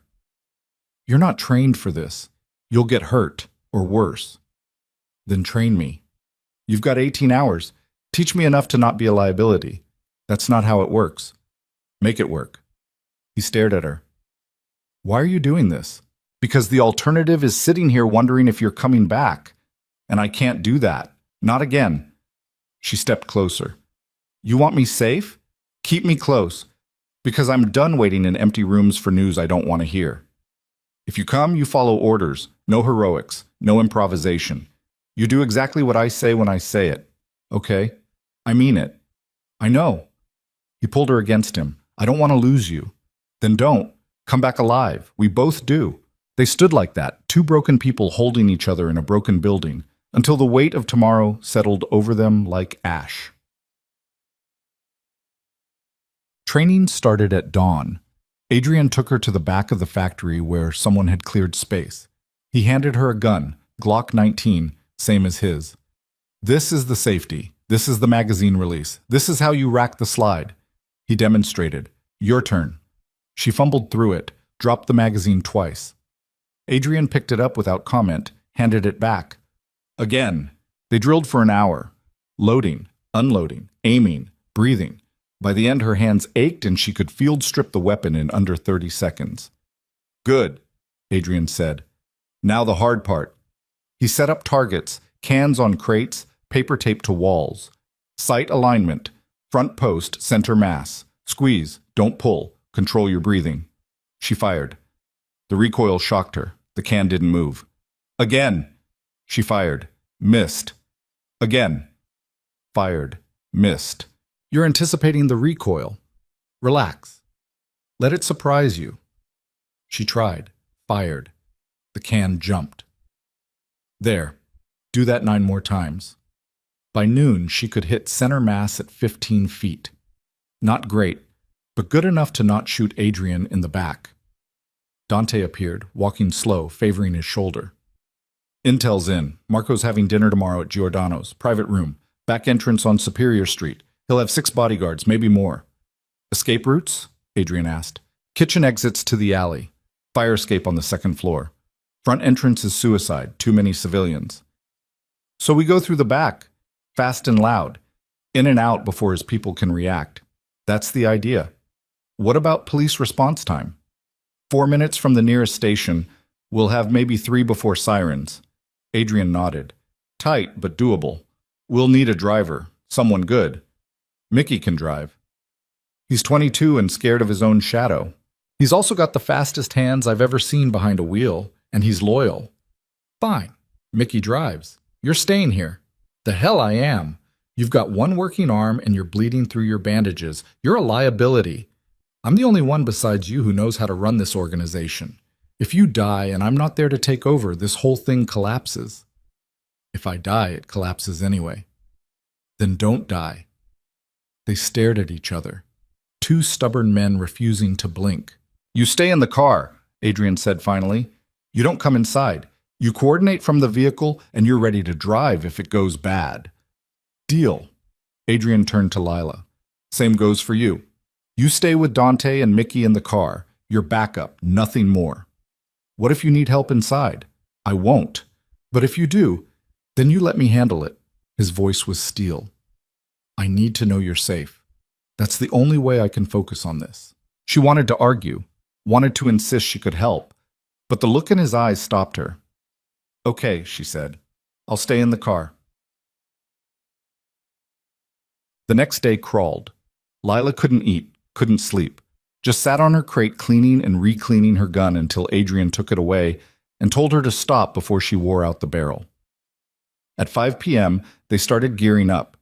Kevlar vests, spare magazines, radios. Adrian moved through the checklist with mechanical precision. Carlos and 2 others, Frank and Javier, would go inside with him. 4 men against 6 bodyguards plus Marco. Not good odds, but better than nothing. Dante briefed them on the layout. Back door leads to a hallway. Private room is second on the left. One exit besides the way you came in, through the kitchen. Marco sits with his back to the wall, always. You'll have to approach from the door. He'll see you coming. So we don't give him time to react, Adrian said. We go in shooting. What about civilians? Lila asked. Everyone looked at her. It's a restaurant, she continued. What if there are people in the hallway, in the kitchen? There won't be, Adrian said. Marco rents the whole back section when he eats there. It's just him and his crew. But if there won't be. Adrian, Lila. He took her shoulders. I know this feels wrong. I know you want to believe there's a clean way to do this, but there isn't. Marco wants me dead. His people want us dead. It's him or us. That's the choice. And if someone innocent gets hurt, they won't. Because we'll be careful. But if we hesitate, if we second guess, we die. All of us, including you. She wanted to throw up. Instead, she nodded. At 6:30, they loaded into 2 vehicles. Adrian, Carlos, Frank, and Javier in a black sedan. Lila, Dante, and Mickey in a van. They drove in convoy through rush-hour traffic. 2 predators sliding through a city that didn't know it was about to bleed. Giordano's was in River North. Tourist area. Expensive. Lila had eaten there once, years ago, when Adrian took her for their anniversary. The memory felt like it belonged to someone else. They parked 2 blocks away. Lila's hands wouldn't stop shaking. Adrian came to the van, leaned through the window. Remember, he said to her, you stay here. No matter what you hear, no matter what happens, you wait for us. I remember. He kissed her, quick, hard, like sealing a promise. Then he was gone. She watched him walk away, him and Carlos and Frank and Javier, 4 men in dark coats disappearing into the Chicago evening. Dante sat in the passenger seat, radio in his good hand. Mickey gripped the wheel, knuckles white. How long? Lila asked. Should be quick, Dante said. 5 minutes. Maybe less. 5 minutes felt like forever. They waited.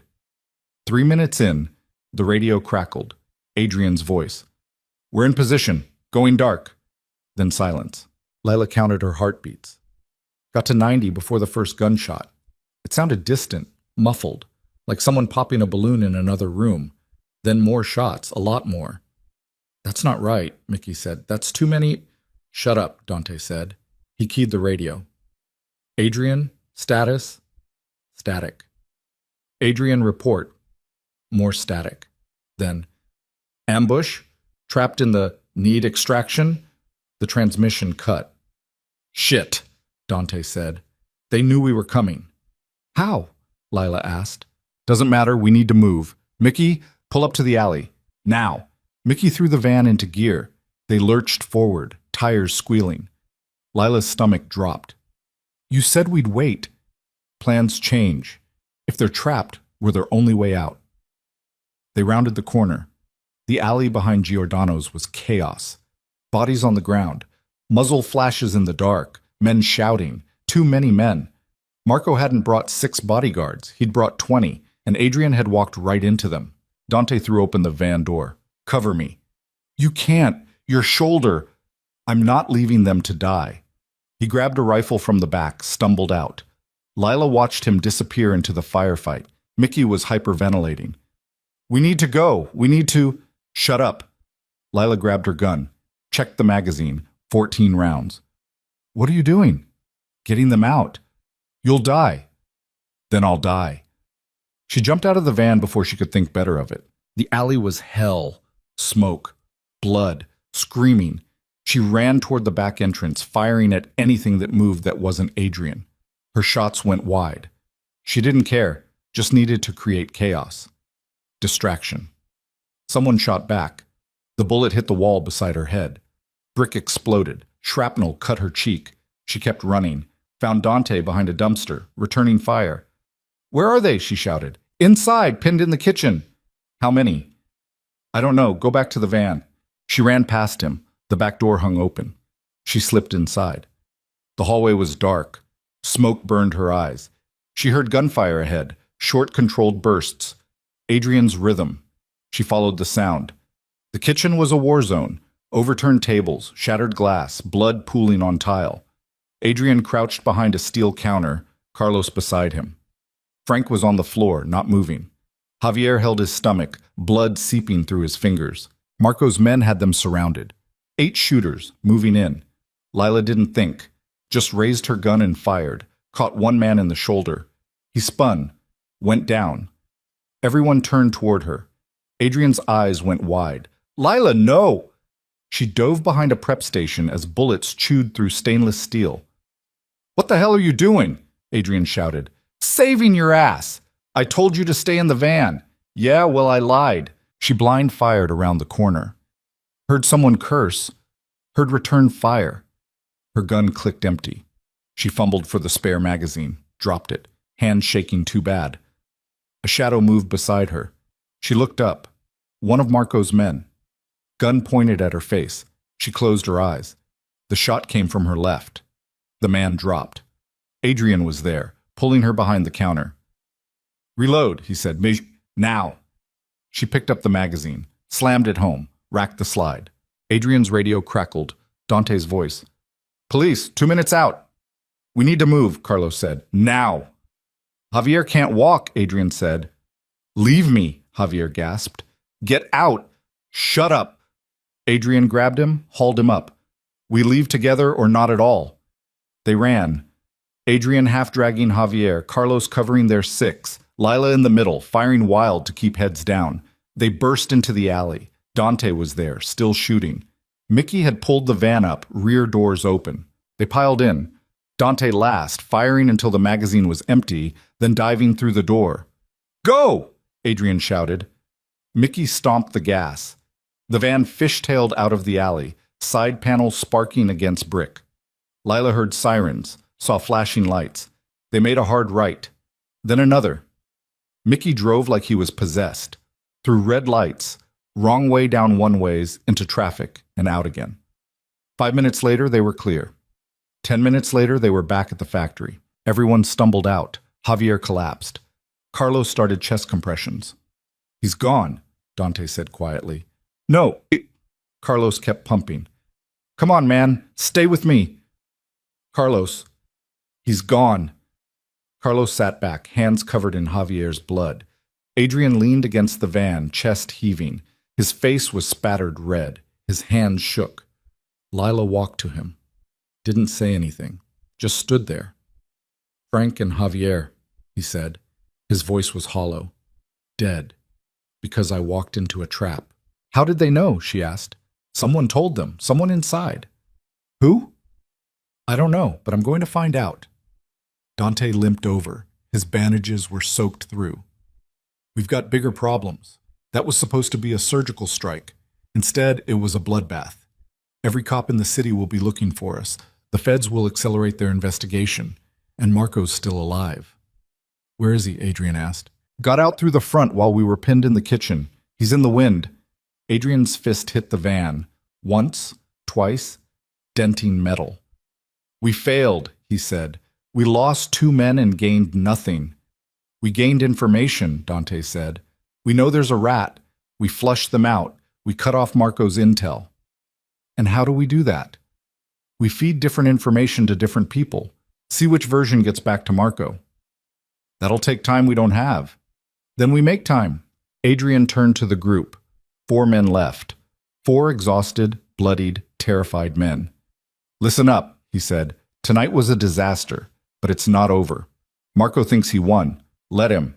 Let him think we're broken. We go underground. We wait. And when he gets comfortable, we hit him again. Harder. Smarter." "With what army?" Mickey asked. "We're 5 people. Then we recruit.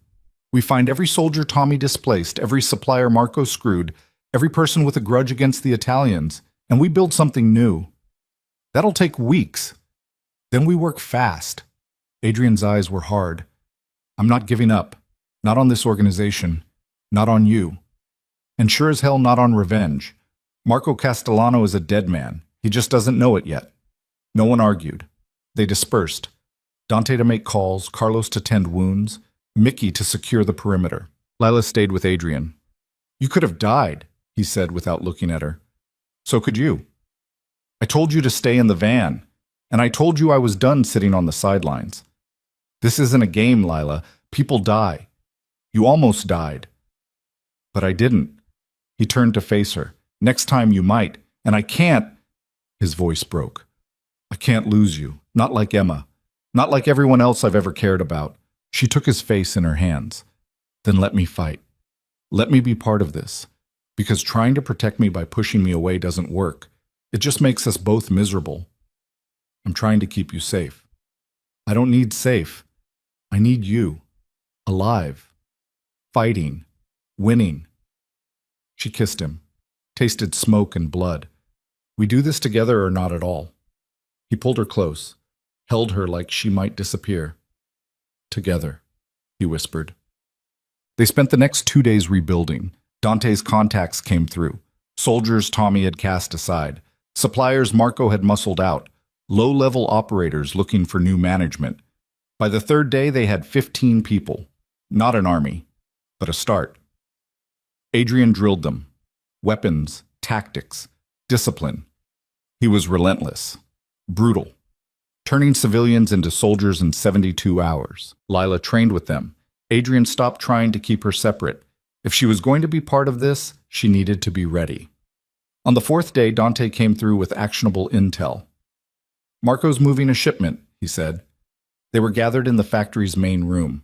Guns, coming in through the port of Chicago. He's using it to arm his people for a push into our territory. When? Adrian asked. Tomorrow night, 11 p.m. How many men guarding it? 12, maybe 15. And we've got 18, if we pull everyone. Adrian looked at the map Dante had spread on a table. The port, the warehouse, access roads. We hit them at the warehouse, he said. After the shipment arrives, but before they distribute it. We take the guns, kill anyone who fights back, and send Marco a message he can't ignore. What message? Carlos asked. That we're not broken. We're hungry. Plans were made, positions assigned. Lila was given a rifle and told to cover the east entrance. She didn't argue. That night she couldn't sleep. She lay on a cot in the corner, listening to men snore and whisper prayers. Adrian was still awake, sitting by a window, staring at nothing. She went to him. You should rest, she said. Can't. Why? Because every time I close my eyes, I see Frank and Javier, and Emma, and everyone I've failed. She sat beside him. You didn't fail them. I led them into a trap. That's failing. You also got most of them out. That's winning. Doesn't feel like it. She took his hand. Tomorrow, we take the shipment. We hurt Marco. We start taking back what's yours. That's not failing. That's fighting. And if we lose, then we lose together. He looked at her. You know you don't have to do this. You could walk away, right now. I'd understand. I know. So why don't you? Because somewhere between the hospital and the warehouse and tonight, I stopped being the woman who sits home waiting. I became the woman who fights, and I don't know how to go back. Is that what you want? To go back? She thought about it, about her old life, her quiet apartment, her safe job, her walls built high to keep the pain out. No, she said. I don't. He kissed her, slow, tender. Nothing like the desperate kisses they'd shared before. This one felt like a promise. After tomorrow, he said. After we take the shipment, I want to show you something. What? The house. The one with the nursery. I want to take you there. Just us. No war. No blood. Just us. Like a date? Like a future. She wanted to believe that was possible. Okay, she said. After tomorrow. They sat together until dawn broke. Then they armed themselves for war. The port of Chicago smelled like diesel and dead fish. Lila crouched behind a shipping container, rifle across her lap, watching the warehouse. 11 p.m. Marco's truck had arrived 10 minutes ago. Men were unloading crates. Adrian's voice came through her earpiece. "Everyone in position?" A chorus of affirmatives. "Wait for my signal. No one moves until I say." Lila's heart pounded. Her palms were slick with sweat despite the cold. She'd fired a gun in anger before. But this was different. This was planned, premeditated. This was murder. She pushed the thought away. Adrian's signal came. Now. They hit the warehouse from 3 sides.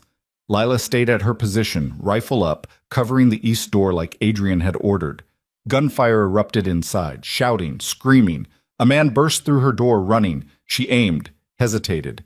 He saw her, raised his gun. She fired, hit him in the chest. He went down. She stared at the body, at the blood spreading across concrete. She'd killed someone. More men came through the door. She fired. Again. Again. Muscle memory taking over. Survival instinct. Bodies dropped. Inside, the shooting intensified, then slowed, then stopped. Adrian's voice. "Clear. Warehouse secure." Lila lowered her rifle. Her hands wouldn't stop shaking. Someone grabbed her shoulder. She spun, gun up. Carlos. "Easy. It's over." "Is Adrian?" "He's fine. Come on." Inside the warehouse, Adrian's people were securing the shipment. Crates of weapons, enough to arm 50 men. Marco's crew was dead, all 15 of them. Adrian saw Lila cross to her. "You okay?" "I killed them." "I know. 3 men. I killed 3 men. They would have killed you." "I know, but I still—" She bent over, thought she might vomit. Adrian held her hair back. "Breathe. Just breathe." She did.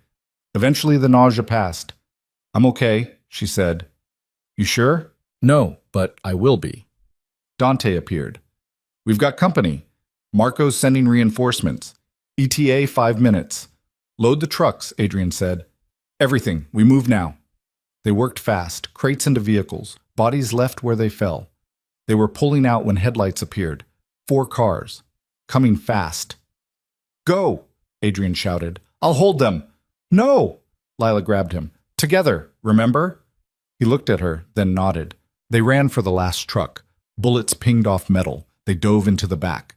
The truck peeled out. Behind them, Marco's men gave chase. "Faster!" Dante shouted. Mickey drove like the devil was chasing them. Because he was. They lost 2 cars at the expressway. The other 2 stayed close. "We can't outrun them," Carlos said. Then we stopped running. Adrian grabbed a rifle, kicked open the back door. Wind roared in. The pursuing cars swerved. Adrian aimed, fired. The lead car's windshield shattered. It spun out, crashed into a guardrail. The second car accelerated. Lila grabbed another rifle, aimed at the driver, hesitated. "Lila!" Adrian shouted. "Now!" She fired, missed, fired again, hit the tire. The car wobbled, fishtailed, flipped. Adrian slammed the door shut. "Clear!" They drove in silence for 10 minutes, then 20. Finally stopped at the factory. Unloaded the weapons, counted losses, 2 wounded, none dead. They'd won. Adrian gathered everyone. "Tonight, we sent a message. Marco Castellano thought we were broken. Tonight we proved him wrong. This is just the beginning. We keep hitting him, keep taking what's his, until he's got nothing left, and we've got everything." The men cheered. Lila didn't. She just stared at her hands, still shaking, still covered in someone else's blood. Adrian came to her after everyone dispersed. "You did good," he said. "I killed people. You survived. That's what matters." "Is it? Because I don't feel like I survived. I feel like I died and someone else is wearing my skin." He pulled her close. "That feeling goes away. Eventually." "Does it?" He didn't answer, because they both knew the truth. It didn't go away. You just learned to live with it. Bacham. 3 days later, Adrian kept his promise. They drove to the cottage, just the 2 of them. No guards, no war. Inside, the house was exactly as Lila remembered. Yellow nursery, rocking chair, books on shelves. Adrian led her to the bedroom. On the nightstand was a small box. He opened it. Inside was a ring. The same ring he'd given her years ago when they got married. Simple gold band. "I kept it," he said, "all this time. Didn't know why." But now I do. He knelt. Lila Brennan, I'm not the man you married. I'm worse in some ways, better in others. But I love you. I've always loved you. And I want to spend whatever time I have left making up for the years I wasted running from you. Tears streamed down her face. This won't be easy, he continued. There's still a war, still enemies, still blood. But if you'll have me, if you'll marry me again, I swear I'll fight every day to be worthy of you. She looked at the ring, at the man holding it, at the future they might have if they survived. Yes, she whispered. He slid the ring onto her finger. They made love in the bed they'd never shared, in the house built for a family that never was. And for one night, they pretended the war was over. But morning came, and with it, a phone call. Dante's voice. Urgent. We've got a problem. Marco's called to sit down, wants to meet, tonight, says he's ready to negotiate. It's a trap, Adrian said. Probably, but if we don't show, he'll see it as weakness, and we can't afford that. Adrian looked at Lila. She saw the question in his eyes. We go, she said. Together. He nodded, spoke into the phone. Tell him I'll be there with my fiancé. He wants to talk? We'll talk, but we come armed. Understood. They drove back to the city, to the final confrontation, to the moment that would decide everything, because wars didn't end with negotiations. They ended with blood. The meeting was set for midnight at Navy Pier, a location chosen for its openness. No ambushes, no hidden gunmen, just two men and their crews standing face to face under the Chicago sky.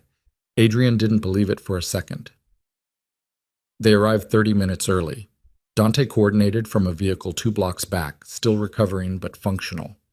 Carlos and 3 others spread out along the pier, watching angles. Mickey stayed with the cars, engines running. Lila stood beside Adrian, the weight of the Glock tucked into her waistband, a constant reminder of how far she'd fallen. Or risen. She couldn't tell anymore. You don't have to be here, Adrian said for the 3rd time. I know. If this goes bad, then it goes bad. We've had this conversation. He looked at her. The ring on her finger caught the light from the street lamps. I meant what I said. At the house. About deserving you. I know. I'm going to try. Every day. To be better. I know that too. He kissed her forehead. Stay behind me. If shooting starts, you run. Understood? She didn't answer. They both knew she wouldn't run. At 11:58, headlights appeared. 3 black SUVs rolled onto the pier, stopped 50 feet away. Doors opened. Marco Castellano stepped out. He was shorter than Lila expected. 50s. Graying hair slicked back. Expensive suit. Diamond pinky ring that caught the light. He moved with the confidence of a man who'd never lost a fight. 6 bodyguards flanked him, armed, alert. Marco walked forward, stopped 20 feet from Adrian. Vale, he said, voice like gravel in a blender. Castellano, you've been busy, my shipment, my men. You're making this personal. You made it personal when you allied with Tommy. Business decision, nothing personal. You helped him set a trap that killed my people. Marco shrugged. Casualties of war. You'd have done the same. Maybe, but I wouldn't have pretended it was a peace negotiation. Is that what you think this is? A trap? Isn't it? Marco smiled. No, this is me offering you a way out. You're beaten, Vale. Your organization's in shambles. Your territories are bleeding. Your people are scared. You've got maybe 20 soldiers left. I've got 200. The math doesn't work in your favor. And yet here you are, offering terms. If I was really beaten, you'd have just killed me. True. But killing you creates a power vacuum. Someone else steps up. The violence continues. Bad for business. So instead, I'm offering you a deal. You step down, publicly. You hand over your remaining territories. In exchange, I let you live. You and your people. You get to walk away. Retire. Disappear. Live whatever life you've got left. And if I refuse, then I bury you, along with everyone you care about. Marco's eyes flicked to Lila.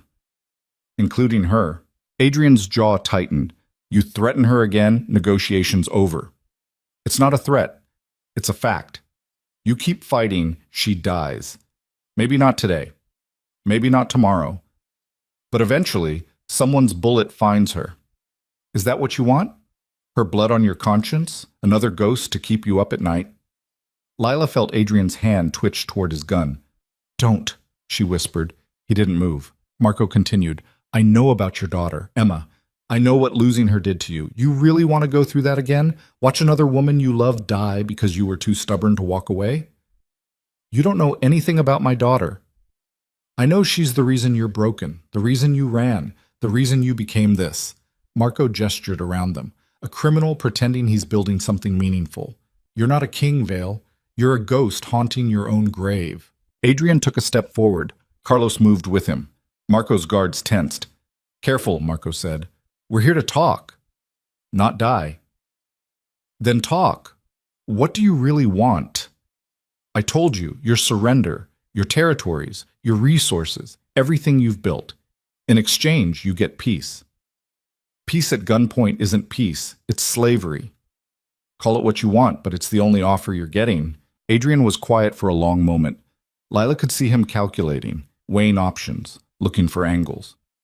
I need to think about it, he said finally. You've got 24 hours. After that, the offer expires and we settle this the old-fashioned way. One condition, you let my people go. All of them. They get out clean. New identities, fresh starts. They don't deserve to die for my choices. Marco considered. Agreed. But you stay. You face whatever comes. No running this time. Deal. They stared at each other. Two predators sizing each other up. Then Marco turned and walked back to his vehicles. Tomorrow night, same place. You give me your answer. He paused at his SUV. And Vale, don't do anything stupid. I've got eyes everywhere. You so much as sneeze wrong, I'll know. The SUVs pulled away. Adrian's people emerged from the shadows. Dante's voice crackled over the radio. That went better than expected. He's planning something, Adrian said. No way he's letting us walk. Agreed, Carlos said. But what? I don't know. But we've got 24 hours to figure it out. They drove back to the factory. Inside, Adrian paced while Lila sat on her crate watching him think. You're not actually considering his offer, she said. I'm considering everything. Adrian, if I surrender, you live. Everyone lives. That's worth considering. And then what? We hide for the rest of our lives? Always looking over our shoulders? Waiting for Marco to decide we're too risky to keep alive? Maybe, but you'd be alive. That's not living. That's just breathing. He stopped pacing. What do you want me to do, Lila? Keep fighting until we're all dead? Because that's where this is headed. Marco's right. We're outgunned, outmanned, out of options. The smart play is to walk away. When have you ever made the smart play? Maybe it's time to start. She stood, cross to him. You don't mean that. You're scared. I get it. I'm scared too. But you don't build what you built, good and bad, by being smart. You built it by being stubborn, by refusing to quit even when quitting made sense. That's who you are. Don't lose that now. I lost that the day Emma died. No, you buried it, but it's still there. I've seen it. In the warehouse, at the port. Every time you chose to fight instead of run. You're not a ghost, Adrian. You're a survivor. So survive. Find a way to win. He looked at her. There might not be a way. Then make one. Dante limped into the room. We've got a problem. Just got word. Marco's people hit 3 of our remaining safe houses. Killed everyone inside. Adrian's face went white. When? While we were at the pier, he was buying time, thinning our numbers. How many dead? 8, including some civilians who were in the wrong place. Lila felt sick. Lied. About the truce, about everything. Of course he did, Dante said. He's a Castellano. Lying's in the DNA. Adrian's hands curled into fists. How many people do we have left? 12, counting us. Weapons? What we took from the port. Maybe 100 guns, limited ammunition. Safe houses? This one. And maybe 2 others if Marco hasn't found them yet. Adrian leaned against the wall, closed his eyes. We're finished. Not yet, Dante said. We've still got one advantage. What's that? Marco thinks he's won. He's getting cocky, sloppy. If we hit him tonight, before he expects it, we might catch him off guard. With 12 people against 200? We don't need to fight all 200. We just need to kill him. Cut the head off the snake. Where is he? Holed up in his compound in Oak Park. 40 men guarding him, maybe more. That's suicide. So is waiting here for him to pick us off one by one. Dante met Adrian's eyes. We're dead either way. At least this way we go down swinging. Carlos spoke up. I'm in, whatever you decide.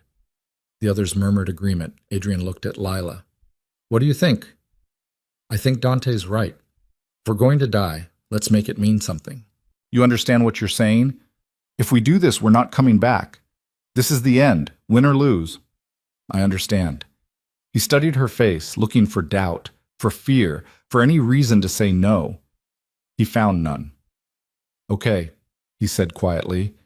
We hit the compound, tonight, but we do it smart. No frontal assault. We go in quiet. Find Marco. Put a bullet in his head. And we get out before his people know what happened. How? Carlos asked. Adrian pulled out his phone, scrolled through contacts, made a call. Who is this? A voice answered. It's Adrian Vale. I need a favor. Pause. I'm listening. I need blueprints for Marco Castellano's compound. Security systems, guard rotations, everything. That's not a small ask. I know. Name your price. You win this war, I want exclusive shipping rights through the port of Chicago. 5 years, no competition. Done. I'll have the information to you in an hour. Adrian hung up, looked at his people. We've got 1 hour to plan this. After that, we move. Questions? No one spoke. Good. Carlos, inventory our equipment. Dante, coordinate with our remaining safe houses. Tell everyone to go dark. If we don't come back, they scatter. New cities, new names. They forget they ever knew us. Lila, he turned to her. I need you to do something for me. What? Stay here. No. Lila, I said no. I'm not sitting this out. If we fail, if I die, someone needs to survive to tell the story. To make sure Marco doesn't rewrite history. Then let Dante do it, or Carlos. I'm going with you. You'll slow us down. Bullshit. I've kept up so far. This is different. This is... He struggled for words. This is the end, Lila. I can feel it, and I need to know you're safe, please. She stepped close, took his face in her hands. I didn't say yes to you again. Didn't put this ring back on my finger, just to lose you the same night. If this is the end, we face it together. That's what marriage means, for better or worse. Remember? His eyes glistened. I remember. Then stop trying to protect me and let me fight beside you. He pulled her close, held her like the world was ending, because maybe it was. Okay, he whispered, together. Book. The blueprints arrived 45 minutes later. Adrian spread them across a table, studying. Marco's compound was a fortress, high walls, cameras, motion sensors, guard towers at each corner. The main house sat in the center, 3 stories, reinforced doors, panic room in the basement. There, Dante said, pointing. Service entrance, southeast corner, kitchen deliveries. Guards check it every 30 minutes, but there's a blind spot. How do we get through the wall? Carlos asked. We don't. We go under. Adrian traced a line on the blueprint. Storm drain, runs under the property, opens up here, in the garden, 20 feet from the back entrance. That drain's probably monitored, which is why we create a distraction, something big, pull guards away from the house. Like what? Adrian thought. Fire. We hit one of Marco's warehouses on the west side, make it look like a raid. He'll send people to check it out. That gives us our window. How long? 10 minutes? Maybe 15. We get in, find Marco, execute him, and get out before reinforcements arrive. And if he's in the panic room, then we flush him out. Or we burn the whole place down with him inside. Lila spoke. What about civilians, staff, people who aren't soldiers? We avoid them if we can. But if they're between us and Marco, they're fair game. She wanted to argue, wanted to say there had to be another way, but she'd crossed that line weeks ago. There was no going back now. They spent the next hour preparing, loading magazines, checking gear, running through the plan until everyone knew their role. At 2 a.m., they moved. Dante stayed behind to coordinate. Carlos led one team to hit the warehouse. Adrian led the other, Mickey, Lila, and two others named Rodrigo and Sam into the storm drain. The tunnel was narrow, dark. Water ran ankle-deep, freezing cold. They moved in single file, flashlights cutting through the black. After 10 minutes, they reached the grate beneath Marco's property. Adrian pried it open, climbed through. The others followed. They emerged in the garden, trees, hedges, statues of Roman generals. The house loomed ahead, lights on in several windows. Adrian's radio crackled. Carlos. Warehouse is burning. Repeat. Warehouse is burning. You've got your window. Copy. Moving now. They crossed the garden, reached the back door. Adrian tried the handle. Locked. Rodrigo pulled out tools, picked it in 30 seconds. Inside was a kitchen. Industrial. Stainless steel. Empty. They moved through. Hallway, stairs, no guards. The distraction was working. They reached the second floor. Adrian checked rooms, guest bedrooms, offices. No Marco. Third floor. The master suite was at the end of the hall. Two guards outside. Adrian signaled. Mickey and Sam moved left. He and Lila went right. They hit simultaneously. Knives, not guns. Silent. Both guards dropped. Adrian opened the door. Marco sat at a desk, back to them, phone to his ear, talking in Italian. Adrian raised his gun. Marco spun, faster than expected. He had a gun of his own. They fired at the same time. Adrian's shot hit Marco's shoulder. Marco's shot went wide, hit the wall. Marco dove behind his desk. Adrian rushed forward. They collided, grappled. The gun skittered away. Marco was stronger than he looked. He drove Adrian back, slammed him against the wall. Adrian's head cracked against plaster. Stars exploded. Marco grabbed a letter opener from the desk, drove it toward Adrian's throat. Adrian caught his wrist. Inches from skin, straining. Lila appeared, gun up. Marco! He turned. She fired, hit him in the chest. He staggered, looked down at the blood spreading across his shirt, looked up at Lila. You bitch, he gasped. She fired again, and again. He fell. Adrian pushed himself up, breathing hard. You okay? Yeah. You? I'll live. He looked at Marco's body. We need to move. His people will be here soon. They ran, back down the stairs, through the kitchen, into the garden. Gunfire erupted behind them. Guards, lots of them. The distraction was over. Adrian's team returned fire. They ran for the storm drain. Bullets chewed through hedges. Statues shattered. Mickey went down, shot in the leg. Adrian grabbed him, dragged him toward the grate. Rodrigo covered their retreat, took 3 rounds to the chest, dropped. Sam kept firing, backing toward the drain, got clipped in the shoulder but kept moving. They made it. Dropped into the tunnel. Adrian pulled the grate shut behind them. They ran through the water. Behind them, guards shouted. Flashlights swept the tunnel. They burst out the other end. Their vehicle was waiting, Dante behind the wheel. They piled in. Dante floored it. Behind them, the compound erupted in chaos, sirens, shouting, gunfire. But they were clear. 10 minutes later, they stopped in an abandoned lot. Mickey was bleeding out. Sam tried to stop it, but the leg wound was too deep. Artery hit. Leave me, Mickey said. Get out of here. No, Adrian said. I'm dead anyway. Don't waste time. Shut up. Adrian pressed harder on the wound, but the blood kept coming. Mickey grabbed his hand. Tell my mom. Tell her I tried. Then his eyes went empty. Adrian sat back, covered in blood, another ghost to haunt him. Lila pulled him away. We have to go. They drove back to the factory. Inside, Dante was waiting. Marco? He asked. Dead, Adrian said. But we lost Rodrigo and Mickey. Sam? He'll make it. Shoulder wound. Dante nodded. Then it's over. The war. We won. No one celebrated. They sat in silence, exhausted, broken, alive. Basate. Dawn came cold and gray. Lila stood outside the factory watching the sun rise over the city. Adrian found her there. Couldn't sleep? He asked. Didn't try. He stood beside her. I keep waiting to feel something. Relief, victory, anything, but I'm just empty. That's normal. After. Is it? I don't know. I've never killed someone before yesterday. He looked at her. You saved my life. I know. I'm sorry you had to do that. I'm not. He would have killed you, then me, then everyone we care about. I'd do it again. That's what scares me. Why? Because you're becoming like me. Hard, cold, willing to do terrible things for the right reasons. Is that bad? I don't know.